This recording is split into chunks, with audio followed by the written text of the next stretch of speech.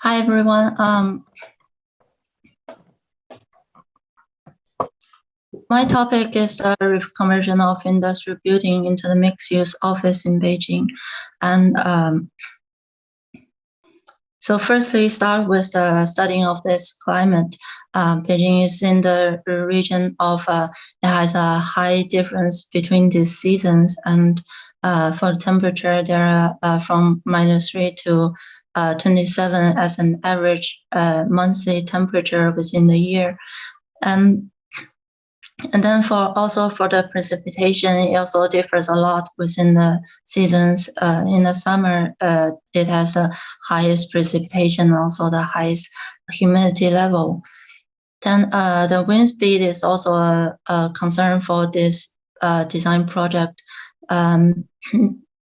The ventilation depends on the wind speed, and the wind is mainly from the north and south, and then the speed is about 5 meters per second over yearly, and it is over.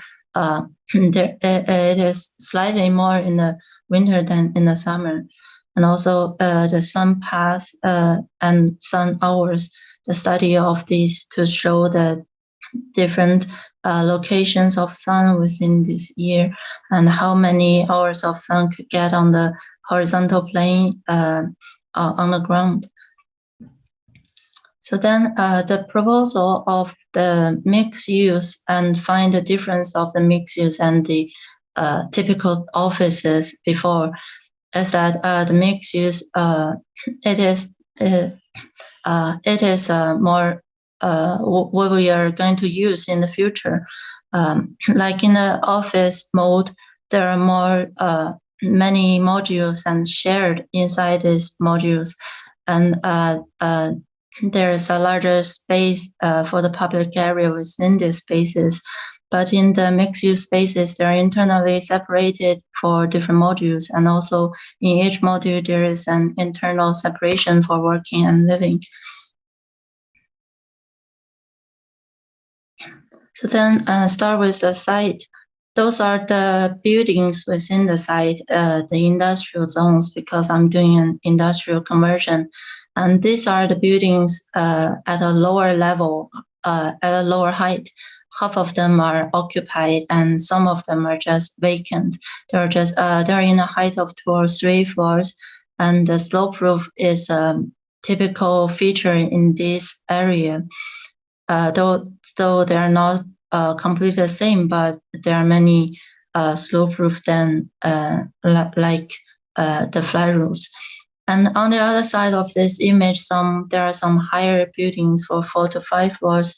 It is in huge full glazing and are reused as offices. This kind of refurbishment that they did were not represent the best design for an office or for saving the energy, and it is a common feature in this area, and it causes a problem within them. So this is the locations of the weather station and site in Beijing, and they are really close. And looking into this site, studying the overshadowing in equinox, summer solstice, and winter solstice. These are the surrounding buildings, and the surrounding buildings are only casting shadows on the ground rather than on the building facade itself. And only in each morning, there is an obstruction on the east side of this roof. And there is a building, the building, it has a large window for itself, and the sun hours on the surrounding ground and also the roof, it is essential for this of the studying for this design, because the roof is the essential part, and there are 6 to 10 hours of sunlight in summer solstice on the roofs. I did a wind analysis by CFD from the climate that the wind is mainly 3 to 5 meters per second. And in this section, the building has a height of 10 and the surrounding is 16 meters. So but there is also a distance between them, so that offers a distance of reduce the effect of the surroundings on itself. And comparing height, it also showed in 3 meters, 7 meters, and 11 meters, the wind range from 1.5 to 3 meters per second. Then start with the analytic works. It start with knowing the information of this building. Firstly, in daylight simulation, in different times, it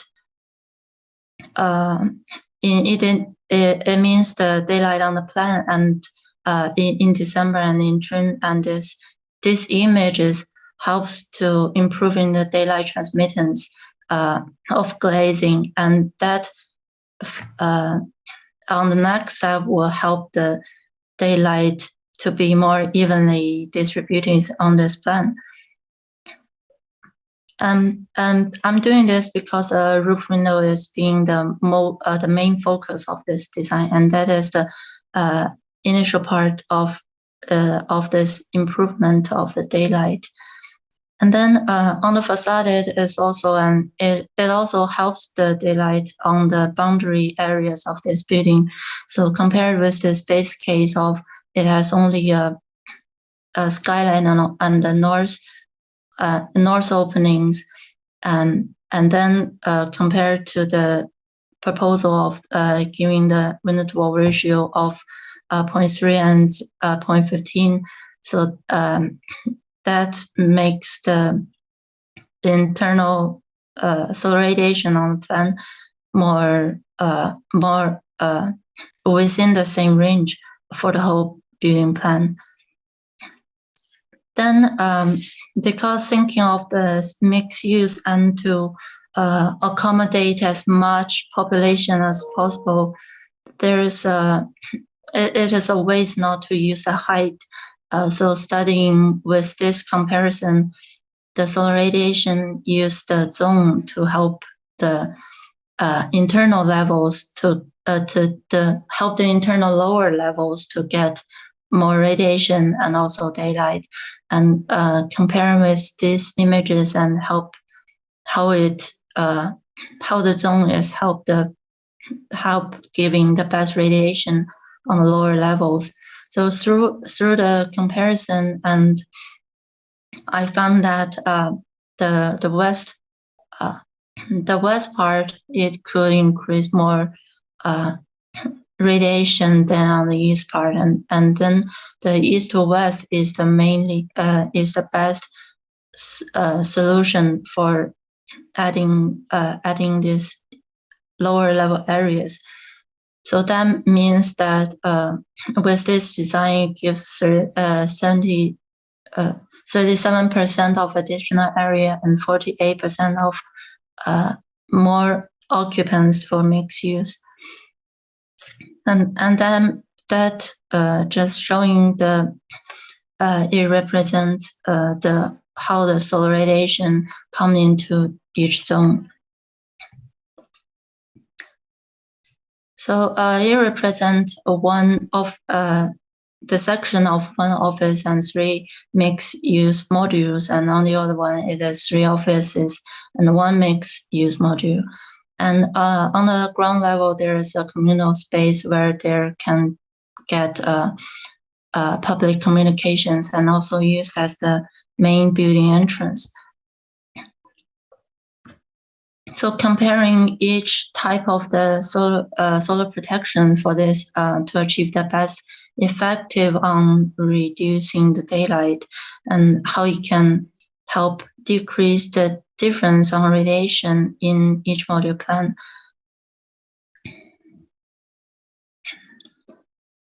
So that is within this mixed use zone. Within this zone, the design of mixed use, it was based on the position and the relations, and also learn from the presidents. So this is one mixed module, and when it is all opened, when it all open to daylight, there are two sources from the facade and the roof, then it allows both levels to get daylight right from the outside. Then when the solar radiation is close, daylight becomes a part of the skylight. It can also reach the both floors, and it could reflect it by the roof and to the deeper area of the lower floor, so that in the room they are all well lighted and with both light and solar radiation.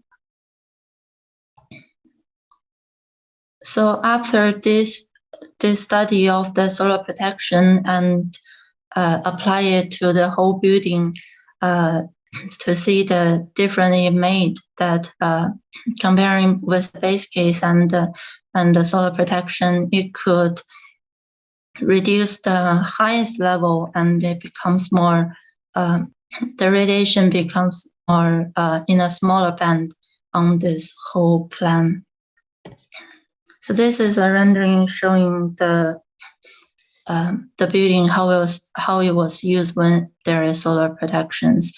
When it is like in a June in the afternoon, some are open and most solar protections are half closed. And there are also solar protection on the facade windows, and they were, because facade has a lower window to wall ratios, then the louvers are just vertically rotated rather than on the roof that is horizontally rotated. And so this is a scene in the summer, but in the winter they can be all different. And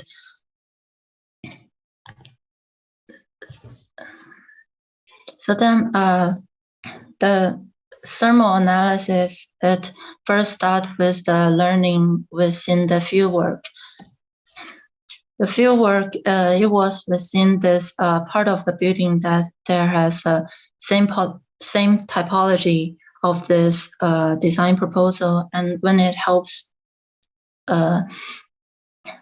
this study of the fieldwork, it will help the modeling and help the inputs of the design project. So the design models come from the fieldwork zone, and the measured space is a small parted space from the whole building among all the other zones. So from the fieldwork, there's the temperature difference is small, and between those positions, I can choose one spot and take it as a long time measurement. 2 minutes. So Yeah.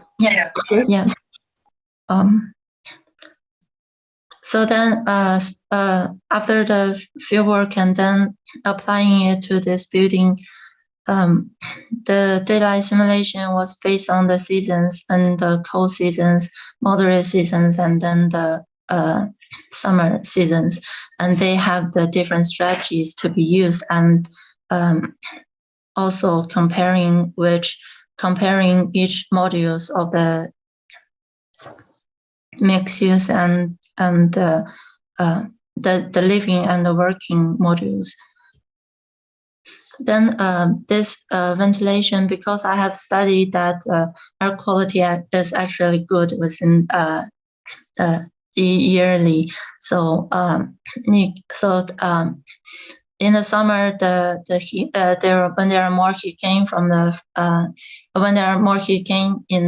from the internal place, and people want more fresh air, then they could open all the roof windows and allow the heat to come out. And then the wind speed also helps to accelerate this procedure. But then in the winter time, like when people don't want cold air to come into the building, and they always just open a few windows, and that also offers a nice ventilation for this building, and with less heat coming out. So that is a study of the on the planet, and also study of the energy consuming. Like in a summer, in noon, they have there are more people on the office area than in the other places. But then when it's after work, people are going to their homes in their mixed zones, and in the public area there are no occupation that gaining heat to this building. So that is two renderings for this. For the internal space, one is the upper level of the mixed zone, and the other one is the communal space.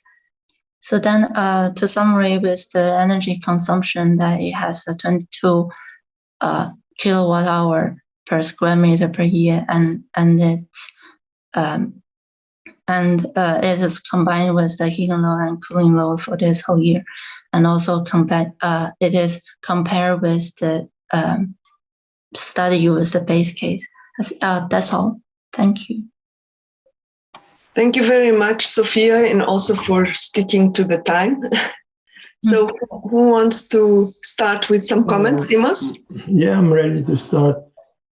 Sophia, I think overall the presentation was fine, but I think it doesn't help the project that much. You need to do a number of things. The first thing is that you should present the actual building. I mean, this is a retrofitting, a refurbishment of an actual building, and we don't see it until slide number 10 or something like that.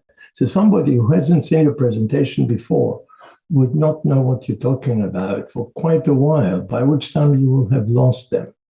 Okay, so you should come immediately showing the actual building to the extent that you have material, and you have, okay, maybe you didn't have all the kind of photographs that you would have liked, but you have some, and you have drawings that you have done, both plans and sections and axonometrics. I think this should come quickly, early, and because that will serve your question, your quest, and in showing the building, then you can also identify the problems as you see them from observation, and the potential as you see it at that stage, and therefore that will help you formulate your research questions and how you're going to investigate them. There's a lot of stuff that you've done with solar radiation, which beyond a certain point becomes quite incomprehensible, even for people like us who look at the data. It's not that I'm suspicious that you didn't do the job. You probably have done the job. The way in which it is shown visually and the way in which you explain it with words, they're not sufficient that way. So I think that to sort of shrink the advice in 2 words, in 2 or 3 words, it is that you should give more visuals that make sense, and you should combine them with better explanations. The better doesn't mean longer. It might mean shorter. In some cases, actually, you say quite a lot, but we're not able to follow it because it's not covered by the illustration that it needs. Okay, there is time for you to do all these things, by the way. Yeah. Thank you, Simos. If I can jump in very quickly, Paula. Okay. I mean, in addition to all the clarifications that Simos has requested, I think you do have a very performance-driven design proposal. Let's say that everything was clear, then it would be successful performative design intervention. However, I think your building has qualities that maybe they don't need to be measurable, but they can somehow be shown. And I would definitely not leave them aside. Views of the sky, which is key there for the communication between inside and outside, because you don't have windows for everybody, but you have sky views. Yes. The proportions of the space. So we are talking about compact living, but then the floor to ceiling height is quite generous. What does it do to the perception of the space? How does it affect the stratification of temperatures, the air movement? So you have qualities beyond performance, which are different from the cube standard compact living. That I think adds quality to the design. The building already has it, and you should explore. And you are somehow exploring, but I don't think you are bringing that to the level of importance that you should. And I stop here. It's a very brief comment. I really enjoy the ideas. I agree that misses clarity, and I would really encourage you to explore the qualities beyond the performance that the building and your strategies are adding to the space. Thank you. Thank you, Juana. Jorge? Yeah.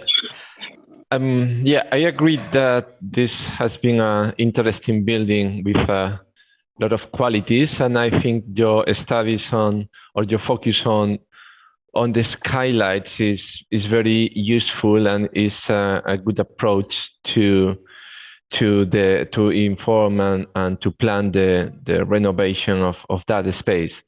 What I think it could be strengthened in this last stage would be, the narrative of the project. So the explanations. It's a little bit out of the blue when it comes to the final slides and the energy savings when you show the initial and the final energy performance for heating and cooling, which is quite outstanding.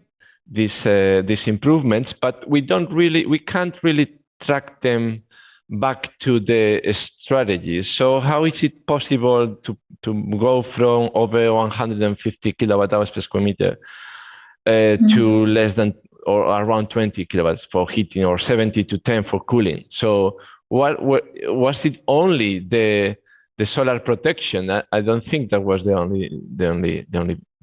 only reason. So I think the continuity in the explanations and the narrative and in the report has to be a little stronger. Thank you, Jorge.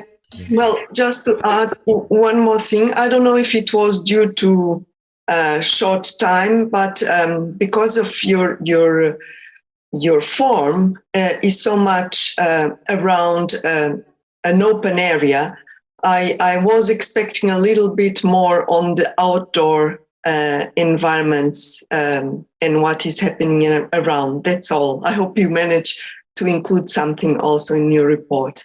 Thank you so much, Sophia. Thank you. Thank you. So now we can move to the next one. Smithy, I know you there. Yes, hello. I'll just share my screen. Yes, please.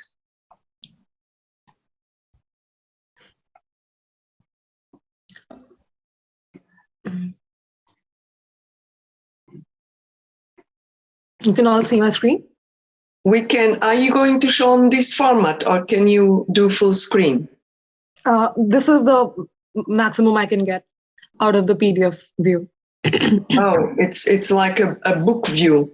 Yeah, it's like a book view. Okay. Right. I hope everyone in the lecture hall can see well.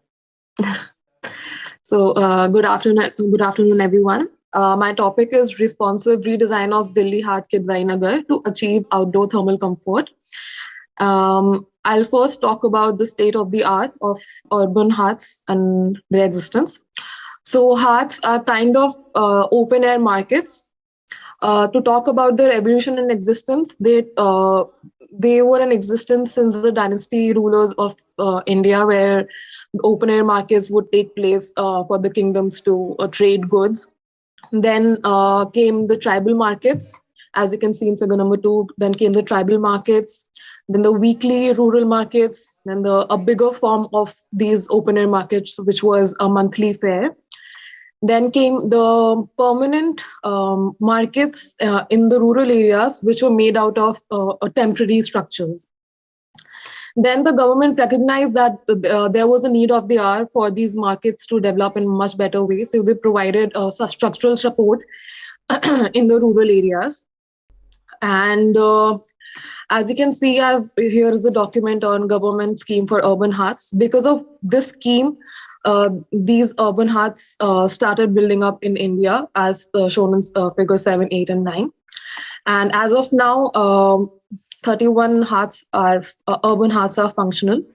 So the government scheme of urban hearts was basically to bring these rural hearts where the artisans and the craftsmen could bring their work and their products to the people living in the urban areas, and to cut off the middlemen from the chain. So study between rural hearts and urban hearts, which just shows a stark contrast between the materials used between both the hearts and the structure of hearts. These are very temporary and earth temporary materials used here, and the urban hearts have a more modernized materials. To study the hearts in Delhi, there are three urban hearts in Delhi. First is Delhi Heart Kidwai Nagar, then in Pitampura and in Janakpuri. Then let's talk about the context of the heart that I have taken for my site study, which is Delhi Heart Kidwai Nagar. So the site which is here, and around there are a lot of residential areas around the site, but none of these areas overshadow the site. So it's we can take it as a completely open site. Also, if you see the existing plan of the heart, there is a stormwater.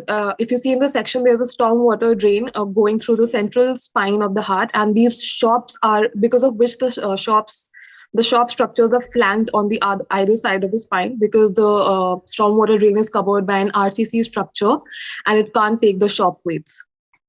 These pictures describe the essence of this heart, which is the earthy material palette of brick, vibrancy of the shops, the colorful decor of these colorful banners, and the cultural performances that keep taking place on a daily routine.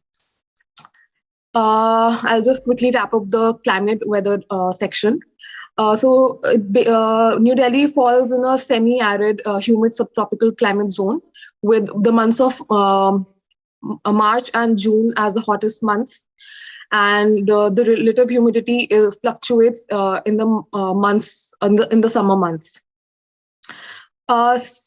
Also, I did a study on wind speeds and the temperature of those winds for the months of March, June, September, and December. The objective to study the temperature of the winds was to, if I'm designing an open air market, so I would be needing to provide some design elements in there which could cool down the wind and which could create a better thermal outdoor comfort. This is the UTCI chart for New Delhi, which shows that the UTCI condition is really high in the months of April, May, June. Also, the second chart shows the months that are not comfortable. The blue area shows the months which are not comfortable. The outdoors are not comfortable, which is like a major part throughout the whole year. The third chart shows the outdoor comfort without the shading in outdoor areas. And the fourth chart shows the outdoor comfort with shading. So as you can see here, with shading, the outdoor comfort slightly increases. So this gives us a direction to design something which with more adaptive opportunities like shading. So for this, I did a little bit of theoretical study on thermal comfort and the factors that affect thermal comfort, which is humidity, airspeed, air temperature, radiant temperature, metabolic rate, and clothing insulation. And what are the parameters for outdoor thermal comfort? So there are two parameters which are subjective and objective. The objective are basically the meteorological parameters, and the subjective are behavioral and psychological. The index used to measure these parameters was the UTCI, and I did a UTCI for the outdoors. I'm be showing in the upcoming sections. So I did a bill precedent study to include some of the design elements in my design proposal. So this is a living canopy in the Harmony Arts Festival in Australia. The canopy is made out of this. The triangular pods are made out of mesh and geo-textile fabric on which the moss is growing, and it pulls down the space below because of the greenery and the mystic. The second bill precedent is the Clark Quay redevelopment in Singapore. This is one of the massive redevelopments. And it basically included shading through ETFE panels, mechanical ventilation systems, and through trees and misting and fountains, and which increased the thermal comfort and a lot. The third was the Hayward Gallery, which is in London. So why I took this study was to understand how to utilize the north daylight, the diffuse daylight. So the Hayward Gallery has these the problem with this gallery was that the floors inside were not getting enough light in the previous design. So it was refurbished in a way that the northern panel module it was empty, and the other panel were covered with the frosted glass. So to utilize northern light and to let the light in. The fourth bill precedent is of the Lalit Mangar Hotel, which is in New Delhi, and it uses rammed earth as a material for its guest rooms and for the whole hotel. So it's a very interesting study, and also since it's located in my climate zone, it can be useful. The fifth and the most important bill precedent is of the roof ponds. So roof ponds were invented by Harold Hay in 1960s, and basically the water is used as the thermal mass in roof ponds. So in summers it provides cooling, and in winter it provides heating. In summers, the roof pond is covered with an insulated cover, and during the nights it's open to the sky, and the vice versa happens in winters. So there are so I took the study of two roof ponds, which is the Bruder House, which had movable insulation covers, the University covers.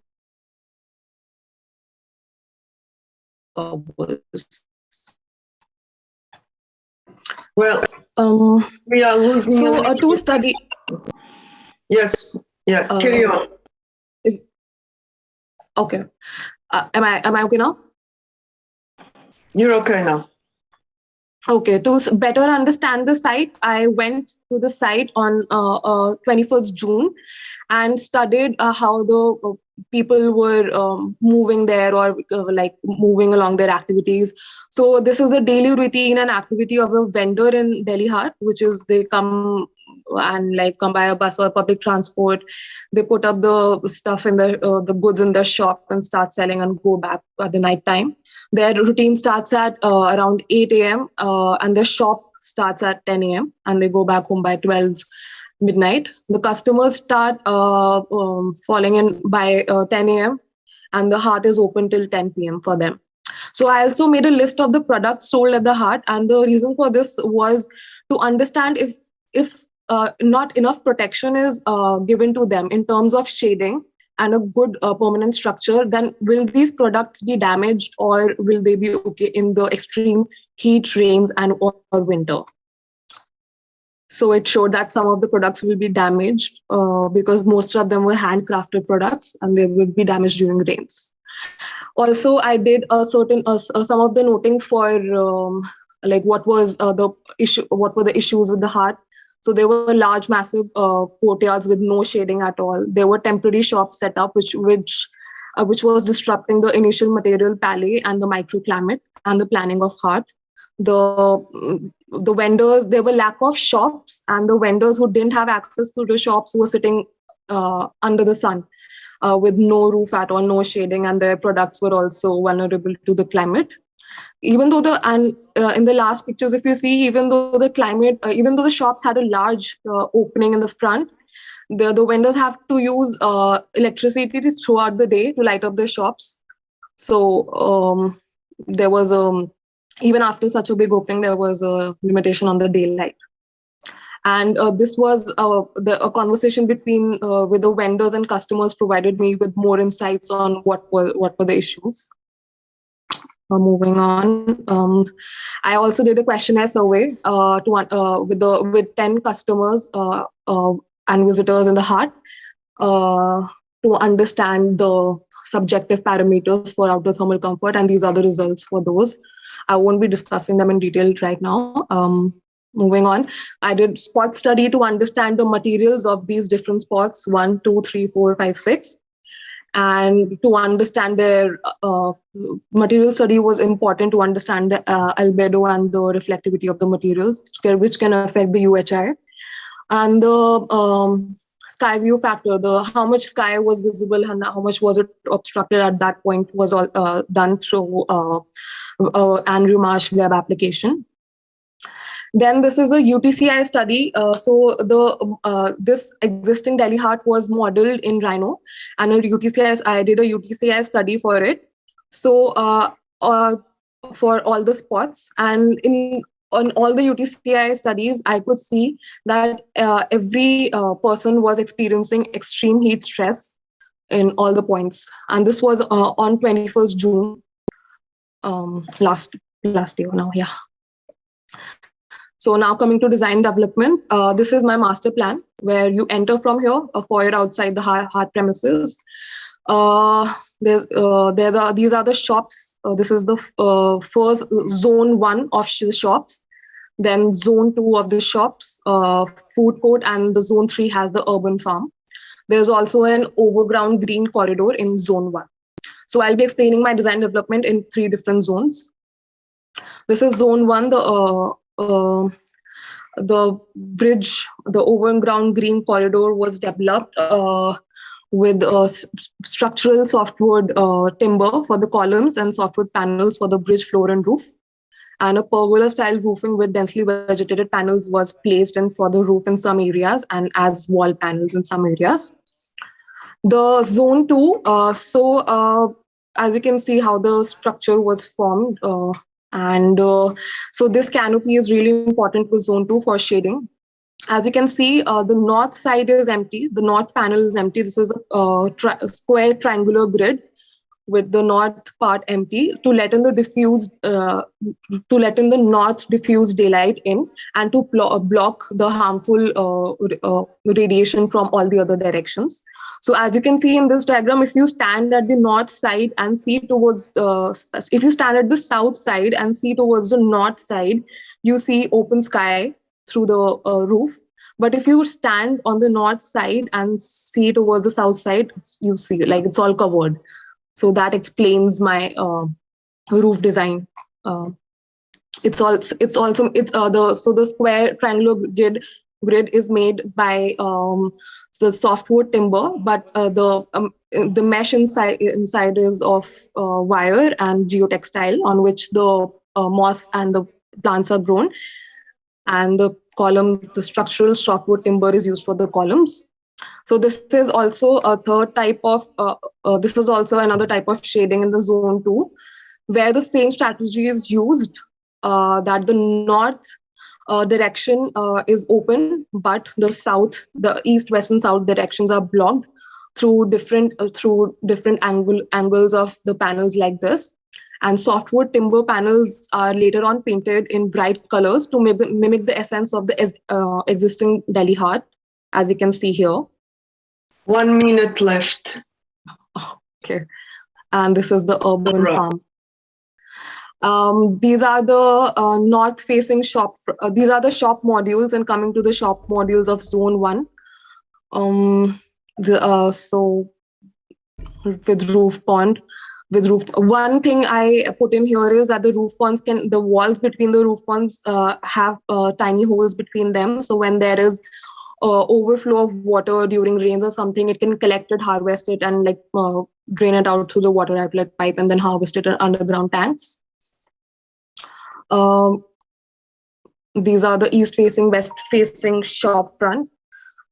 Also, these are made of rammed earth, and this window right here, this was created through the process of experimentation in rhino and grasshopper. So when a window is angled and a shading is angled at the same angle from the origin line, we receive diffuse daylight from the north, and the hot air can rise up from here and can go out here from this densely perforated jali, which also acts as shading. So the performance of the outdoor areas, you can see here the solar radiation is very less after shading in zone 1 under the bridge. And these are the UTCI performances for the months of June, for the months of March, June, September, and December. So if you see here at the index, the strategies used are like I have given different lines for different UTCI conditions. First, it was without buildings, then with buildings around, then with buildings and shading, with buildings, shading, and misting. So after misting, the UTCI was much better, and the UTCI temperature that we had was around 3 degrees lower than the outdoor air temperature, which gave us a really good outdoor comfort even though it doesn't fall in the thermal comfort band during the months of June and September. The same was done with the bridge area solar radiation study and the UTCI study. Also in the UTCI study, if the dense green canopy is added as shading, it does reduce the UTCI. Also, misting reduces the air temperature by 1.5 degrees and reducing the UTCI according to it. So the study was done to show that. Smriti, can you show your last slide, please? Yeah, sure.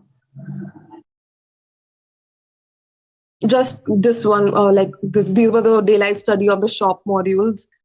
And the shop modules were supposed to receive daylight of 800 to 1000, so that if the artisans are sitting here, they can work on their paintings with the 1000 lux, which is prescribed for artisans to work on their paintings.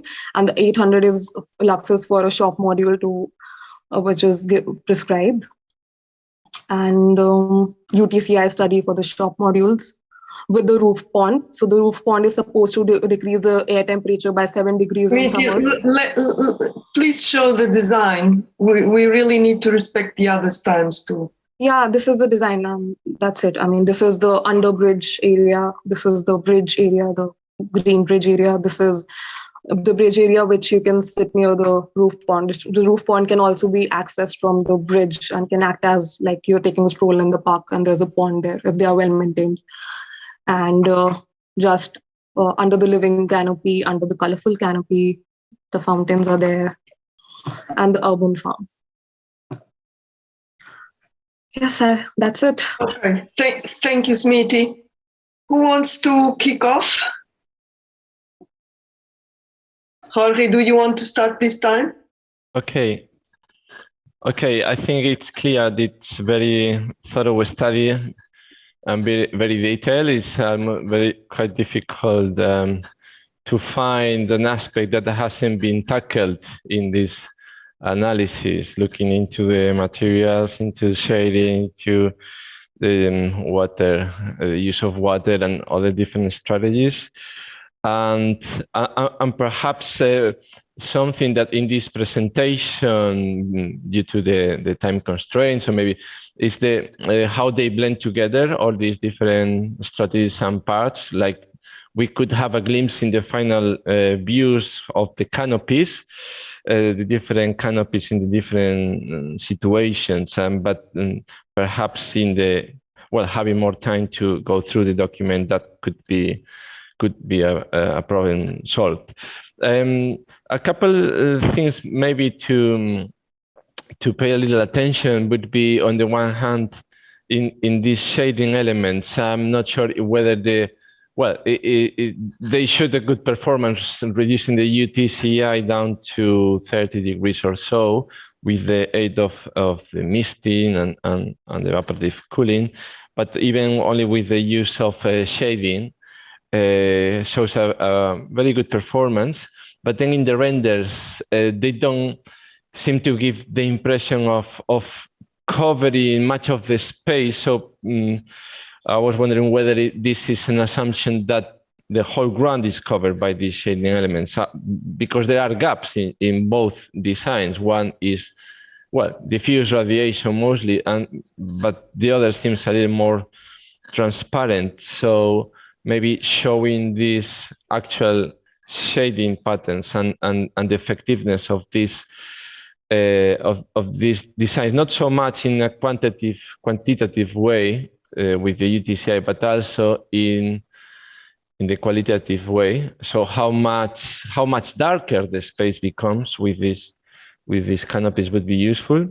And the other aspect that I could grasp is and call my attention is that it seems that if you compare the performance with the smallest stands and where the sellers and under the canopy, they seem to follow very similar patterns in the way that, for instance, the roof pond, when the roof pond is added, the temperature seems to drop in a similar way as the effect of the misting in the canopy, which is a little bit strange, because initially one could think that the roof pond follows different dynamics and not so immediate effect as the misting, which is much more immediate when you apply by providing this additional humidity. Okay. Thank you. Thank you, Jorge. Yeah. I can add something quickly. Well, it has always been a very comprehensive project, Smithy, since the early days, I think. So I leave here my compliments to you. I just have a couple of comments, really brief. One is there's no doubt you're dealing with a very challenging, difficult climate, and you need a myriad of strategies. You need almost all the passive strategies that we can have together. But in doing that, and the way you presented, it's almost like all of them have the same importance, and maybe they are all even acting together. And I don't think this should be it's not the case in the end of the day, and it's not the case when you show the design. So my suggestion, and I believe you do have time, if you could create, I'm thinking here, visualizing two things. One is it's like a table where we could see the whole year with all the strategies required, when and where do they overlap, and maybe at some points one can overcome the other or be more important. Really like a strategic view that maybe you have in your head, and you design with that, but I can't see. And I think it will be very clear to have that. And then in addition to this, a drawing. If you could summarize your project in one drawing, what would be in this drawing? I mean, which are the strategies? How would you show them together? Explain visually. I mean, that would be very useful, because it would be a pity if it's understood as just a collage of several strategies all coming together. It's much more clever than this. And I think the cleverness of how do they come together, which one is more important, when do you switch off one and switch on the other one? Of course, we're talking about passive strategies. I think it will add a lot of intelligence for us to understand your project. Sure. And then the other comment is that it was very quick, so I couldn't really see if your UTCI studies also consider nighttime. I think it does. It's only, it's from 10 a.m. to 10 p.m. Okay, so it does consider the nighttime. I didn't catch that, and I was concerned about that, because something you can bring in the beginning, I think, and I missed, is the relationship between the climate. How do people adapt today? And we know these markets are much more used at night than during the day. And there are even sometimes during the day when nobody goes. And with your project, what are you doing? I mean, we know you're improving the daytime conditions by a great deal. Does it mean that now there are times during the day that people didn't used to go and now they can go? And is the night the same or better? So if you could go back because you invest so much in the fieldwork and it's so well documented, I think you should go back and see how are you improving, changing, introducing new dynamics for the market in terms of occupation, because your design is more climatic inserted than what is there now. Okay. Thank you, Joanna. That's very useful. Thank you. Just following up from this very quickly, but perhaps what Joanna was saying can be expressed in the form of an animation. You could show a virtual visitor and perhaps a virtual shop owner, and see them through the day, through the seasons, and for the visit are also progression through space that perhaps will, in a way, make up for the weakness of this project, which is that although you've done so much work and you're illustrating it very well and in great detail, it does remain diagrammatic. And somewhere I would have wished that it becomes less diagrammatic, more real, because in many ways, I mean, this is a real project with real data, with real problems examined by this data, and with real solutions suggested, albeit they remain diagrammatic. If it were just one canopy, something that you could have detailed, you could have taken into detail and specified for construction, well, that would have been wonderful. And you could leave a lot of other things undefined, because then you have shown that you can do it and how to do it. So I think that would be my comment. And at some point, and I think Jean alluded to this, there is an approach which is a bit like, I did this, I did that, I did this, I did that, which Jean expressed in the form that things appear to be equal, whereas priorities should be given in order to be more critical. So it's a choice there of clarifying certain things, perhaps limiting certain explanations, and giving the emphasis in the dynamic that the climate demands. Thank you, Simos. Thank you. Well, there is a few time left for me, but I think you received very useful comments. And just to add something else, I would say that don't forget to add all your sources, even the inspirational ones, because these will be really useful for commenting, some of the findings. And well, we should be moving on. Thank you, Smiti.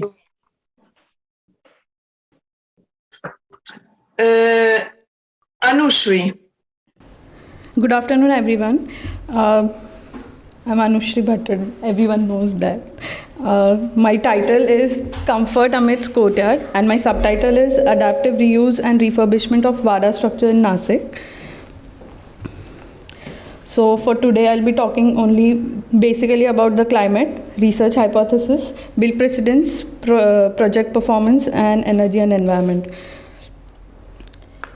Nasik is located at 20 degrees latitude, and it has got a good elevation of 566 meters, and it is surrounded all by the high altitude is created because of all these valleys and everything around it, and they create a good comfort climate for the city.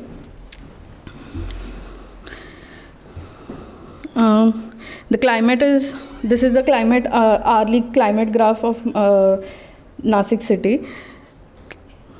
Climate is hot and dry, and main problem is overheating, but the air is dry, so evaporative cooling mechanism of body is not restricted, and there is a large diurnal day and night temperature variation possibility of night ventilation, solar protection, and evaporative cooling passive strategies will be best suitable for the climate. And the summer day, solar radiations in the summertime peak as high up to 1000 watt per meter square. And after this, I've studied the wind speeds and wind direction to incorporate in the model itself, because I'll tell about it more. So these are the seasonal winds which I looked into, marking the 3 distinct seasons which the city sees. And the dominant winds are from south direction and from southwest. So talking about my research hypothesis is to provide a cool environment in the courtyard and the indoor space through the courtyard. This is to avoid the intake of outdoor polluted air directly from the streets into the indoor spaces. And my project design application as an MRH-SED is: the design project shall demonstrate the capabilities of traditional courtyard to serve as the contemporary use in future with relation to the parent buildings in terms of solar protection and evaporative cooling. So these are the typical, the left image shows us that it is the typical use of the courtyard, how it is used. It's used as a residential purpose for activities at home. And what I am proposing is that these vadas, the courtyards of these vadas have potential to act as a cultural center. Like the space in between the courtyard can act as a stage, and the surrounding area from the courtyard can act as a viewing area for the viewers. So here goes my dissertation project. The site is located in Nasik city. It's near the Godavari river, and it is in quite densely populated area. The timeline of the structure. This is the structure which I've picked up as my dissertation project. It's known as Sarkar Wada. And the timeline of the project structure usage has seen multiple uses from since 18th century, like from office to police station, and then the heritage structure declaration, and now it is being proposed as a tourist center. These are the site videos which I'd like to share with you. It's just a bit noisy if anyone gets a bit, sorry. Sorry, I just... the first video which I'm playing, it shows the outdoor area of the structure, and it's a shopping area, so it's busy all day long. And the thing is, like if you can see the structure, the windows of the structure are placed such that they are at the road level itself. So what I have as my design proposal is that the structure can let the people in on the ground floor in a particular like for a particular space, and people can have some relaxing time in there on the ground floor. Secondly, this is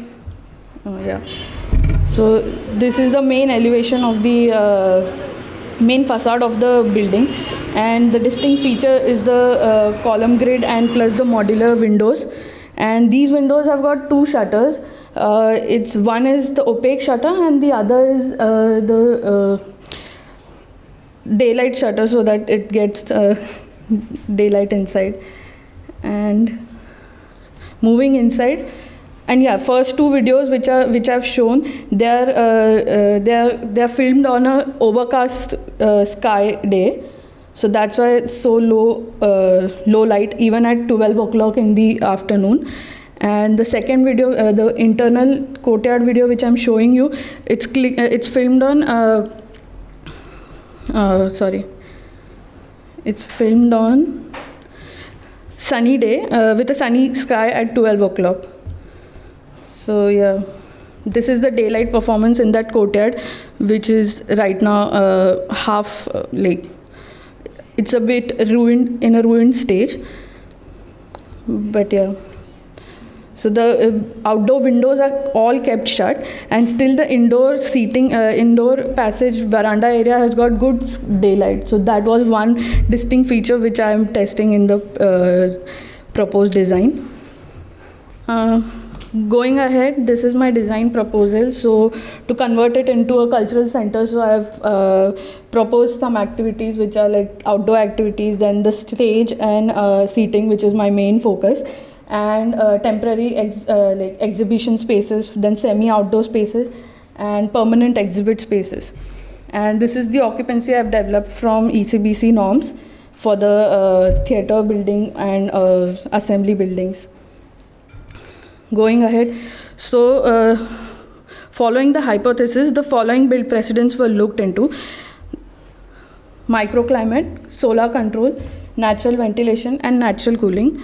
So they conclude that the solar protection provision to courtyard on high sunny days can provide reduction in air and surface temperature in the courtyard. Also, evaporative cooling with the use of water sprays with water curtains, water fountains can cool down the air temperature and promote stack effect ventilation. Further, addition of vegetation also improves the air quality and can reduce the glare from reflective surfaces. These are the spot measurements. Actually, my brother helped me with these. And the spot measurements were taken around the site by around the site, and they conclude that the surface materials around the site keep the air temperatures hot in summer and hot in winters as well. My proposed extension will be the backside of the building and on the third floor over here. So for the dissertation, I've focused more on this courtyard performance. And the project performance. So the sustainable strategies which I am applying are microclimate creation, low maintenance solar protection, natural cross ventilation, low energy consumption, and modular design. So I've created a courtyard which is of 12 by 15 by 7 meters. And the natural ventilation is thoroughly only through the courtyards. I have done the wind study, but I've always showed it. That's why I've not put it in this slide, this presentation. And these are the materials which I am proposing to refurbish and improve the envelope basically. So the original materials which are there, and to maintain the same look of the structure, I've considered the similar outer look, but the internal materials of the wall and floor will be changing, but the look will remain the same. And this is a single module which is repeated in the whole structure. And this is the daylight study which I've done for the courtyard, so that to understand the glare which is received by the occupant, which is viewer who is sitting. And the top part shows us the covering of courtyard. So these coverings I've optimized by shading, and plus after the solar radiation study. And these are the colors and reflectances of the materials which are shown below. This is a performance on a sunny day, and this is the performance on a overcast day. And in this, to achieve the optimized, it does not really need to be optimized, the solar, the glare, but even at 12 o'clock I've provided I've provided shading at 12 o'clock as well. And moving ahead to design performance of outdoor comfort with the UTCI. So in that I've studied the typical summer day, and with at 10 a.m. It has been 1.5 meters shaded, like the awnings which I've provided as my design solution for shading is awnings. So the awnings are 1.5 meter and 3 meters for the extended part. But for now at 10 o'clock, only by opening the awnings for 1.5 meters, the temperatures differ a lot in the, there are two degree temperatures which differs. And at 12 o'clock, when the courtyard is fully shaded from all the 4 sides, and there is a good as the outdoor temperature, street temperature is 35 degrees, and the indoor temperatures originally is 31 degrees by the massing and the proportions. And after addition of vegetation and water fountain, the courtyard dimensions can, the courtyard temperatures, air temperatures can change up to 26 degrees. Also, provided the courtyard is thoroughly, totally shaded. And yeah, and at 3 o'clock, when the outdoor temperatures are highest at 3 o'clock in the afternoon, around 40 degrees. So in this, all the strategies are going to be applied, and plus I would prefer, I would also like to add like the building, the thermal mass of building. In this, even the water curtains are on, like with the water fountain, even water curtains are on, and even that helps reduce the temperature from 40 degrees to 26 degrees. So the water curtains thing, I've calculated it around, like I've calculated from UTCI, but I've more dependent on the literature review because I'm not sure, it was too different, that's why. And Anushri, 2 minutes left. yes, yeah, I'm done almost. The design, and in the evening, sorry, which was the sheet? Yeah, and at night, the shading which is proposed is thoroughly enclosed again, and allow the night surface cooling of like night ventilation in the thermal mass. And this is one view which I've generated right now. It shows the people performing in the courtyard and an interactive and very light furniture in the viewing area to sit and see. And energy and environment, I've considered and I've done the calculations of solar energy, rainwater harvesting, and then what the adaptive future life is going to be about, and also the embodied carbon calculation for one single unit. And on global level, like on the local level, the proposal of the structure is such that it attracts more and more biodiversity, because the whole place is quite dense, and it's too hot in there, and plus it's like everywhere around it's shopping area, so it should be a good area to go and sit around for some time. And the structure's look is maintained such that from outdoors it looks exactly like the other vadas, but when you step inside, it's all green. Like it changes the full exterior look from the hard look to the a bit mild look on the inside. And yeah, thank you. And I would like to conclude by just saying this. So admiring the local heritage is part of living in the city. Then bringing them back to life is the need of the hour, as they are standalone structures desperate for attention. The courtyards present in these structures all have unique features and proportions, and they can all be assessed carefully and brought back to the modern lifestyles. Courtyard plays a very affirmative role in creation of microclimate in the built mass. It makes an occupant interact more on the indoor, leaving away the sense of pollution, noise, and heat from outdoors. And yeah, thank you for the course structure and the most amazing and informative tutors, and my colleagues which are here right now, and some who are there. And yeah, always and forever, wish you all good vibes and everything for future. Thank you. And yeah, my parents are also here, so thank you so much. Yes. Thank you, Anushri. So who wants to start with providing some comments? Okay, well, I can go this time then. Thank you, Joanna. I'm gonna be good. Yeah, Anushri, wonderful site and wonderful building, and I think you showed the building very nicely. And by looking at your final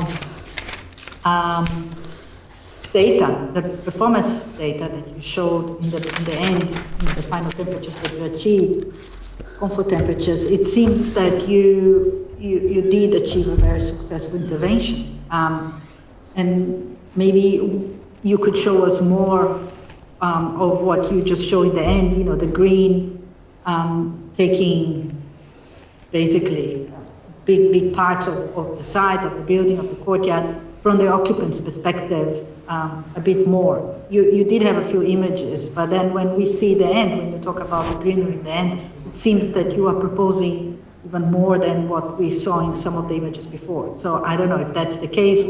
Would be good to revise some of those. Now, a super brief comment I have on two, really. One is, you do talk about temperatures, air temperatures or comfort temperatures, but I think when you show us the temple, the building and the courtyard, we see quite a heavy mass structure. You talk about that even clearly. So I was wondering here if it would be the case also to explore maybe what you have in terms of surface temperatures after your intervention, and then go beyond the comfort, as we understand by thermal comfort, and talk about even some kind of thermal delight, just being in contact with very cool surfaces, walking barefoot, which is a practice, as we know, in these places. It could be, at least. Maybe you are even encouraging that by showing how not just the air temperatures, but also the whole environment is prepared for a new thermal experience beyond comfort that you can calculate. So I leave this as a suggestion if you think you could explore. And then the question, and maybe a kind of request, would be very good if you can be more clear, or be clear, because I don't think you showed your your research process for design, especially when you talk about the shading. You give us shape, you give us dimensions, but it's not clear and we have the results, we see the impact of them, but where are they coming from? What part of the sky are you trying to mask, and from what points of reference? So what is the process that led to your design solutions in the end? It didn't come across clear to me, and this will be a very important part of your design process to be explained. And that's it. I stop here. Thank you, Joanna. Okay, if I can follow from this. Yes, I think I would add that the visual expression of the points that Joanna gave you, I think is very important and somehow underplayed here. In fact, I had some problem with reading some of the slides because the numbers and some of the graphic elements were blurred. So in addition to improving the resolution, I think you should consider adding visuals that help you a bit more to go through the presentation of the strategies. In effect, similar things to what we suggested for Smithi's project. And I think one small omission which I would like to point out is that these little windows that we see on top of the larger windows, I can't remember you discussing them in any extent. Nevertheless, these small windows, which I imagine are likely to be openable, probably have a very important role in airflow, in ventilation. And I think that perhaps you might have a look at them. Am I wrong in saying that we didn't hear you talk about them, or have you discussed them and I've missed that? Perhaps you can say that. But and then finally, I think again, following from John, I think that canopy that does the shading, it does need to become a little bit more real in its form and materiality. And if it does things by moving in response to certain signals, then it would be good again to follow up this process. Thank you, Simos. Jorge. Yeah, I think the project rightly identifies the courtyard as the main element, and also the importance of achieving a balance between protection and exposure in this courtyard to the sky, and focusing on these strategies that are dynamic and respond to the different times of the day and the night. So taking advantage of the the sky as a heat sink during the night, and partly that is reflected on the temperatures and that are shown in these sections at the end of the presentation. I agree that in when showing these sections, because there is or seems to be a mix of different strategies and different times, so not all the strategies seem to be applied to all times. There is awkward dynamics by which the temperature at 10 in the courtyard is around 32 degrees, if I'm not wrong, and then it drops to 26 degrees, and then it shows that during the night is 21. So one could expect the performance and following these strategies and this idea is that during the night this courtyard is exposed to the sky, then dissipating the heat, getting closer to the outdoor temperature that is indicated as 19 degrees in that section, and then during the day, slowly the heating up is heating up. So at 10 would be at lower temperature that at 3 p.m. So I think that would make it easier also to follow, perhaps showing these dynamics, having all the same strategies being applied, because I don't know if the drop that is shown at 3 p.m. is due to the water channels that are added to the vegetation, to some other features, or is something else. So I think that is something to clarify, and I think that given is also a renovation, perhaps some of the visuals can take advantage of the images that you have, the photographs, and apply collage and to blend the new features and your interventions with the existing, making it easier, and also to making the current character of that building being present in the final design. Thank you, Jorge. I will be just finishing with a very brief comment. I liked the presentation. It was a good presentation, and I also appreciate that you didn't aim to put everything you wanted because there is a limited time. However, I will be also looking forward to see more about your simulation assumptions in the book. That's my main message. Thank you so much, Anushri. Thank you so much. So let's move. Now we are having a small break, but since we are running late, I propose we have only a shorter break. So let's restart at 4 o'clock, okay? See you soon. Hello everyone, my dissertation topic is opening up the glass box, using jalis to create sustainable outdoor workspaces. The design is based in Gurugram in Haryana, India. The latitude is 28.4 north and longitude is 77 east. The weather station chosen for environmental studies is 24 kilometers from the site. Talking about the climate, Delhi has a hot and dry climate, and the month of May experiences the maximum amount of solar radiation and high dry bulb temperature. On the contrary, the wind speeds are usually from the northwest. The topic of concern here is the fully glazed office buildings. Glazed office buildings have a lot of issues like no ventilation, no shading, there is no connection to the outdoor and the indoor, and there's a lot of energy use. It's a problem because Gurugram climate is very hot and temperatures range from 18 to 30 degrees for more than half the year. This results in strong solar radiation received by the glazed surfaces, which results in overheating, which causes occupant discomfort. This also leads to glare problems, and increased use of air conditioning leads to energy implications. Hence, through this dissertation, I deal to these issues. So my research questions are outdoor workspaces feasible in a climate like Gurugram?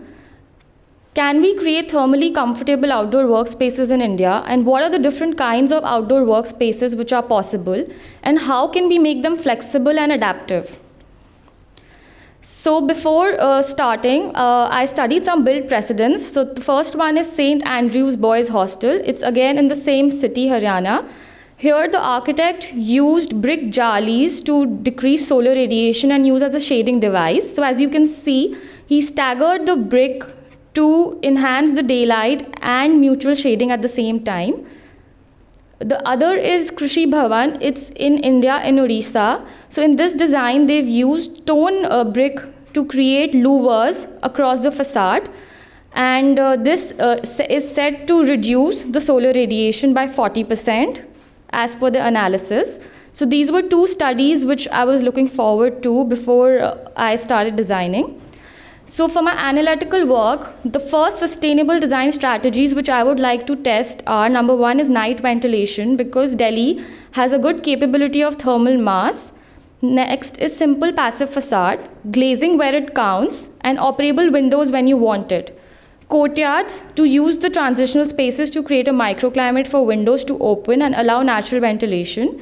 Use of landscape, evaporative cooling, and jalis. So first, a typical air-conditioned office was simulated, which was 140 square meters in area, and the floor-to-floor height was 3 meters. To understand what is the thermal comfort in the fully glazed office, as you can see, the temperatures are way above comfort band. Then we reduced the window-to-wall ratio to 40%. This resulted in a 2-degree drop in dry bulb temperature. And after that, we made the windows double glazed, which further reduced the temperatures by 1 degree. And then we accounted for solar shading on both the north and the south facades, which also decreased the temperature further.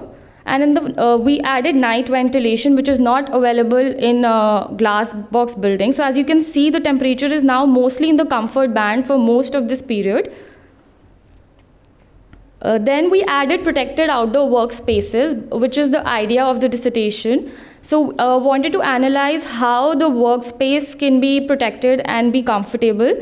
So just analyzing the workspace right now, we can see that it is way above comfort band. But when we add a jali at 90 degrees to the surface, it drops within the comfort band. So from here, we can say that jalis can be proven to be effective shading strategies for the outdoor protected space, and we will further analyze this ahead. So for the design development, so the design is for adaptive opportunities, space diversity, and reducing energy consumption. The focus of the design will be to use jali to create naturally ventilated spaces which are flexible and to reduce the energy consumption. So first, I made this matrix with the type of spaces and which space requires to be air conditioned and which can be naturally ventilated. Also, a matrix of the environmental design parameters which compares the glass box and the outdoor office which I am proposing. So it can say that the daylight is good in the glass box as well, but there is a high possibility of glare. And the solar gains are extremely high in the glass box, whereas they'll be reduced in the outdoor office. And so on for the energy consumption. So the site, it's located in Gurugram, and the site area is 19,000 square meters, and the built area is 10,000 square meters. It has not a lot of context built around, it's a developing area. So for the further analysis, the site has not taken context into account. So first we started seeing overshadowing on the site, and as you can see that the built form has been placed aligned to the site on the north and the south, and a courtyard has been formed in the center. So we can see that in June it's shaded from 3 to 4, and in December we still have some areas where there is sun. So coming to the jali design, it's an architectural feature of a building that reduces heat gain within a building. For further analysis of the jali, I referred to a previous SED student's dissertation who has done an analysis on the depth and the thickness of the jali. So all those attributes have been taken from that and been further analyzed.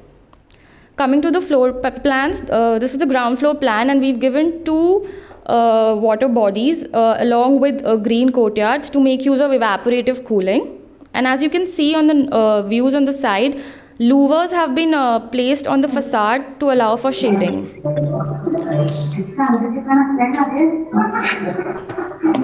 Sorry.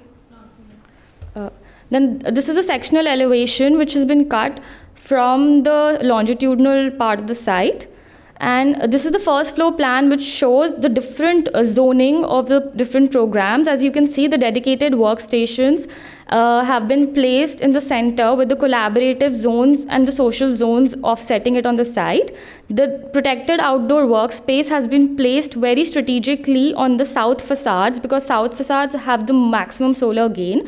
So they can also act as buffer zones for the interior spaces while creating a workspace of its own outside. So testing the design performance, first facade optimization was done. So for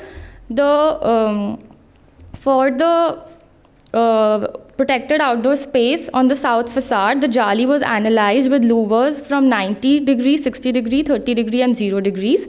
And then it was found that for the hot period June, louvers which are fully shut works best. Similarly, for the cold period in December, the louvers can be aligned at 90 degrees and 60 degrees respectively to the facades. And for the mild period in March, the louvers can be at 30 degrees and 60 degrees respectively. So this solar radiation analysis helped us in formulating the angles for our louvers.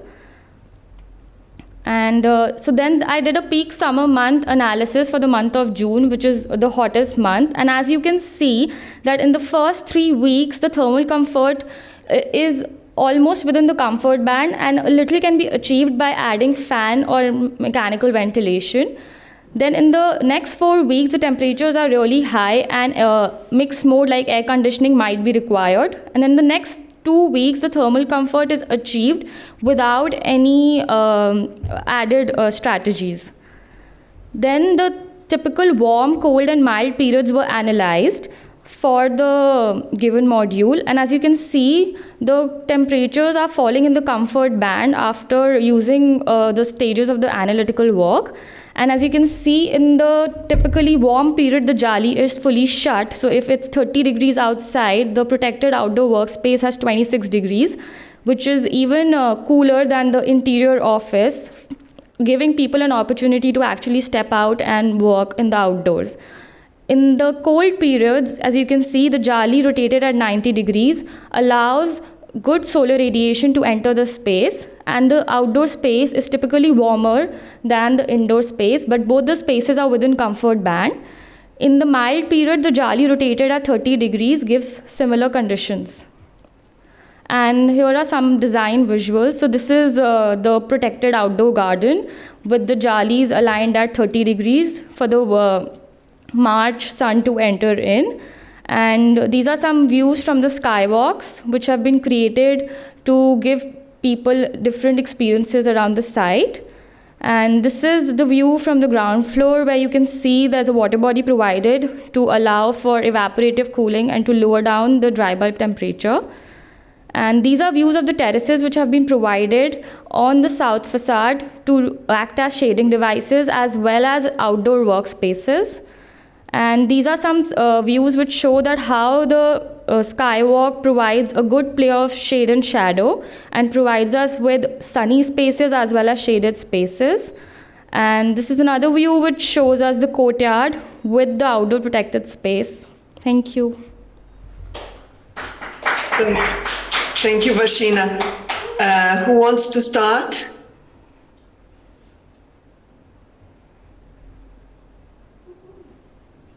Joanna? Okay, I can come in. Thank you. Yeah, Vashina, thanks for the presentation. I think you started in a very clear way. It was, I think the first part of the presentation was very useful, very clear, and that study of the base case showing how applying the strategies you can bring easily to comfort. I mean, it's almost magical. It's fantastic. So one wonders why we don't have more of those buildings. And I think one of the reasons why, when it came to the design, I didn't see you presenting. Maybe you have it and you had to select it. But, the classic question, how can you create all this comfortable, decoupled to a point, even internal thermal environments, and not making the spaces dark. I know you are bringing some key activities close to the facade. It also has to do maybe with access to views and daylight. But I think that's a very important question to be addressed. You need to prove that your thermal environment is not compromising your daylight conditions. I did a daylight basically analysis. not your decays. Sorry? I did a daylight analysis, but since the depth of the plan is very narrow, it's about 12 to 14. So daylight is not a problem. I Okay. just didn't put it because it was not a problem. I believe you. Yeah. You don't need to answer. I believe you, but it's not just a matter of the depth of the plan. It's a lot to do with the design of the facade. But I'm sure you're going to explain that well. I'm not going to say much further. Just would also be important to clarify the logic of the geometry of the Jali. I know you are borrowing from previous studies and then elaborating it further. But I think at what point you're changing the design of the Jalis has to be very clarified. You are not just borrowing somebody else's geometry. You are adapting and improving. So make that clear to us. And I stop here. If I can follow from here, I think I was quite happy with the way in which you presented this, a very clear and confident presentation. Perhaps now you need to stop a little bit and reflect on it a little bit more critically in terms of the things where there may be doubts. And doubts, there will be. Joanna raised some. And I could say that, for example, looking at the results of your thermal simulations, and again, using the clear and confident approach, it looks like all the desirable conditions will be achieved perfectly. But is this so? And is it what we are meant to be doing? We are meant, on the one hand, to be able to identify the good solutions, the ones that are environmental, at the same time also be clear about the limitations of our finds. There are some interesting views of the buildings. That can be explored, I think should be explored when there is time for it, a little bit further with additional visualization that can be related with the results of the simulations. But overall, good progress. Thank you, Simos. Thank you. Simos, Jorge, would you like to step in? Yeah. In this project, I think the key concept is the outdoor working spaces, and I think it's quite interesting to exploit that and to propose that as an alternative to the fully air-conditioned office. And I like to see a little bit more about how these spaces, how are they operated, how they are used, and because in the building, in the visual, seems to be also different typologies of these spaces. Some are like veranda-like, are narrow, are like balconies close to the openings, whereas others are deeper, are larger. So there are different opportunities and different ways in which these spaces could be populated by the users. Could be something more in a more casual way. So it would be interesting to illustrate and to visualize and to explain a little bit more about the possibilities these spaces offer and the different ways to interact with them. It's also surprising in the thermal simulations to see how much the temperature drops in these outdoor spaces or semi-outdoor spaces respect to the outdoor temperature without any additional cooling. I think that's something that needs to be checked out because there is a big difference. So these spaces, especially in the initial graphs, they perform maybe too well, and it's too I think it was nearly 10 degrees below the outdoor temperature. So then is some checks. Thank you. Thank you, Jorge. Well, Vashina, thank you for the presentation. I think there was also good progress. And I just have a main comment, which is I would like you not to forget to clearly show the difference between, the title of your dissertation is the glass box, as opposed to this new design, which uses the jolly as a facade solution, in particular for solar control. But I think it would be very important for you to specify which glazing box are you comparing with in terms of consumption. It should be, I believe, as an important message in our days to under current regulations. So what is the difference between an architect designing a fully glazed office building in your place and a solution as you proposed? I think this should be worthwhile looking at. Thank you very much, Vashina, and especially keeping your time. Thank you. Okay, thank you.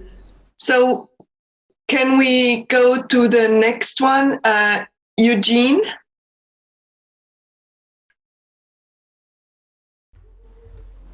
Hello. Hello, Eugene. Hey, hello. Hello.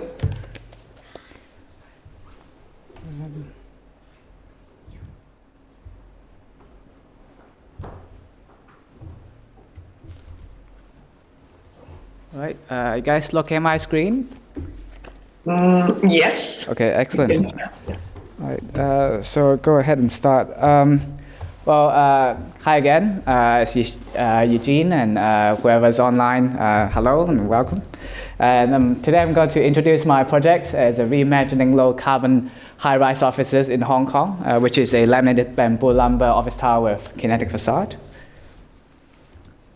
So I always want to start with this pie chart instead. It always reminds us that building construction takes up over 50% of carbon emissions in the world.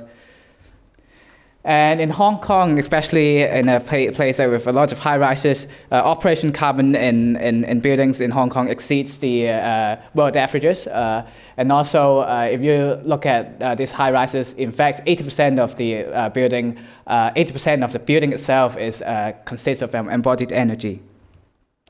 So looking at research questions, I divided to two sections. One of it is the way how I can try to tackle the operative carbon, and the other one is embodied carbon. And operative carbon is through the use of changing of the massing of the building and the addition of the kinetic facade. I will try to illustrate how kinetic facade provide good comfort in terms of visual and thermal for the occupants. So just a quick look of where Hong Kong is. Locates 22 degrees north, 114 to the east.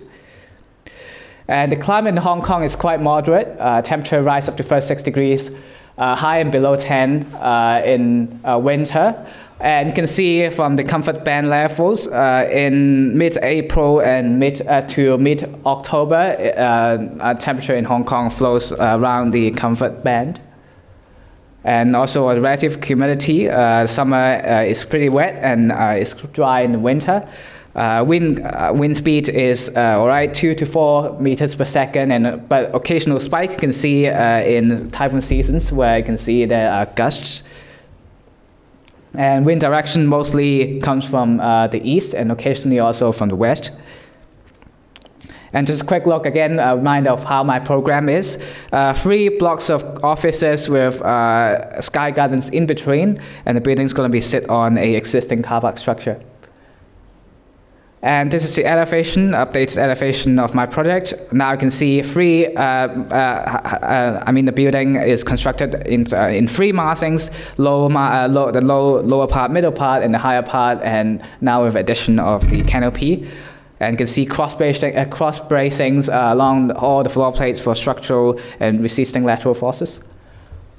And look at the south facade, south elevation, you can see the triangular shading device systems try to resist wind and also to provide south solar protection. At the cross section, perhaps it's not that clear over here, but there's irregular floor plates in the middle section, the higher section to provide daylighting, and there's a deep atrium and airy sky gardens. And looking at this one, you can see how the sky gardens terraces and it faces towards the harbor, and the elevated cores that meet in the sky gardens for occupants who uses them to breathe in out fresh air. And just a quick look at the structure. Again, 3 big masses sit on a old existing structure supported by 4 major columns made by steel. So I'm going to go through step by step of how my design progress illustrate and performs and achieve my goals and make and manifest my whole project. So first of all, the project site. So this project is set on a old existing structure which built in the 1950s. And the site itself has a generous and a great view towards the other side of the harbor. And well, the building itself sits in the central business district, and it's surrounded by a bunch of towers around on the south. And since Hong Kong is situated on 20 degrees north, the summer sun goes pretty high in the summer. And prevailing wind, luckily on this side, is not being blocked by anything on the east, so there's potential capturing prevailing wind from the east. There's few recreational parks around the area, and accessibility to business around through roads and sites and the harbour front. And now I'm going to move on to the massing of the building. So first of all, it's being conducted illustrated by overshadowing simulations, looking at how the overshadowing performances by surrounding buildings affect the site. And luckily, because it faces the north of most of the tall buildings, and so overshadowing isn't an issue. But on the reverse, my building may pose a challenge to the others in terms of view and daylight. And so I first started with a vertical block, and you can see the higher levels receive more daylight than the ones on the lower, because the lower ones tends to be blocked by towers and buildings around it. So that's why I developed a strategy of developing narrower floor plates on the lower levels and wider floor plates on the higher level to make sure the daylighting are being balanced, and this is being proved by researchers and studies. And an ideal depth passive zone is around 7 meters into the floor plate. And now, with that strategy taken, the daylight is acting a bit more balanced across all floors. And now I'm going to show you how my building is being twisted in terms of form. So looking at the solar radiation studies, solar radiation is a challenge, especially in hot climates in Hong Kong. So with the twisting idea, I can allow myself to have the building overshadowing itself from the west side of the facade, of the west side of the building, so it prevents summer hot sun. And this is just a quick look of how it performs on site and how it, in fact, it overshadows on the west. Overshadow itself on the west, looking at March 21st, 12 p.m. And in addition to that, I can see CFD simulations show a twisted tower actually also foster and accelerate wind speed to the surroundings. So it benefits the wind flow on site. And next step is adding atrium and porous levels for interior daylighting and ventilation for thermal comfort. So this is a rendering of the interior office. You can see how transparent the occupant can perceive in the space, how it looks into the atrium and also access to views on the outside. And most of the levels, if possible, they are offered with double height ceilings for better daylighting. And again, CFD simulations to prove the atrium, fostering air exchange and ventilation in and out, benefiting the narrower floor plates in the middle. And now with the atriums in the middle, daylighting are more spread out in the middle part of the floor plates or across the building. And well, capturing daylight is important, but also resisting the solar radiation is also essential. So that's why solar protection has to be done in the project. And this is another view looking out to the harbor from the office. And first of all, before putting on any shading devices, just wanted to see how the window glass in different types of window glass operates and performs of different parameters. But what it shows here is no matter how strong, how good the glass is, there's the operating temperature still exceeds the comfort band. So that's why shading devices has to be implemented. And I tested vertical, horizontal devices, and at the end come up with a kinetic facade that marries the benefit of both. So this is how it comes in with the openings of 100% and opening of 0%. That has sky view factor of 5 to 6 to around 8.4. And this is how you see from the inside to the outside how the kinetic facade performs and operates when it's in operation. So with the kinetic facade being operated, now daylighting is being more controlled inside the building, and you can see how the daylighting in all levels now being balanced in a good manner.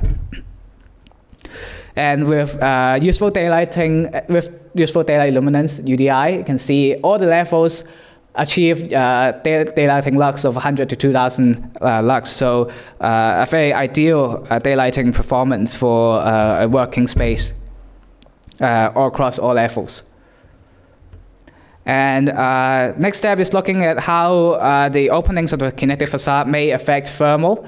And the surprising results comes in as it's being reran a couple of weeks, last week, where similar results being still shown in as 50% to 100%. 0% to 50% of opening will not affect greatly in terms of internal thermal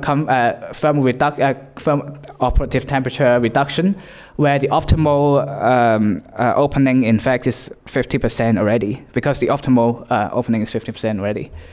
And there's interesting comparison between blinds and shading devices of how, in fact, the differences are. Well, you can see from the yellowish line, which is the blinds, and the other lines are, in fact, the openings of the kinetic facade.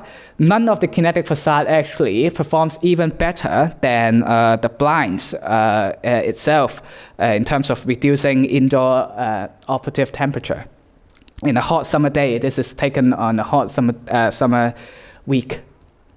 So why is it happening? So the reason behind it is because no matter how the facade is being designed, there must be some level of openings and porosity, especially when there's holes on the panels. And you can see from this graph, no matter how openness and how it's open and closes, some level of solar radiation still goes through the system. And this is all seasons through on the south side. Same situation on the west, also on the east. So you may wonder, why do we still need a kinetic facade then? So through simulations, in fact, is an interesting find out is that the energy used with only blinds actually takes more cooling energy than with kinetic facade. The reason behind this is because the transmissibility of the glass, where the blinds sit inside the interior, where the kinetic facade is sit outside the glass. So that's why the heat loss is quicker in summer days, and therefore cooling demand is lower for the building spaces with kinetic facade than the blinds. Another additions, also the benefits of kinetic facade is the ability of controlling glare. This is a daylight glare potential graph that illustrates the glare reduction throughout all openings. And false color rendering, looking at different openings, and you can see with comparison, openness of 100% and 0%, how it benefits the occupant in terms of visual comfort, and also visual comfort when the occupant is sitting inside from the office.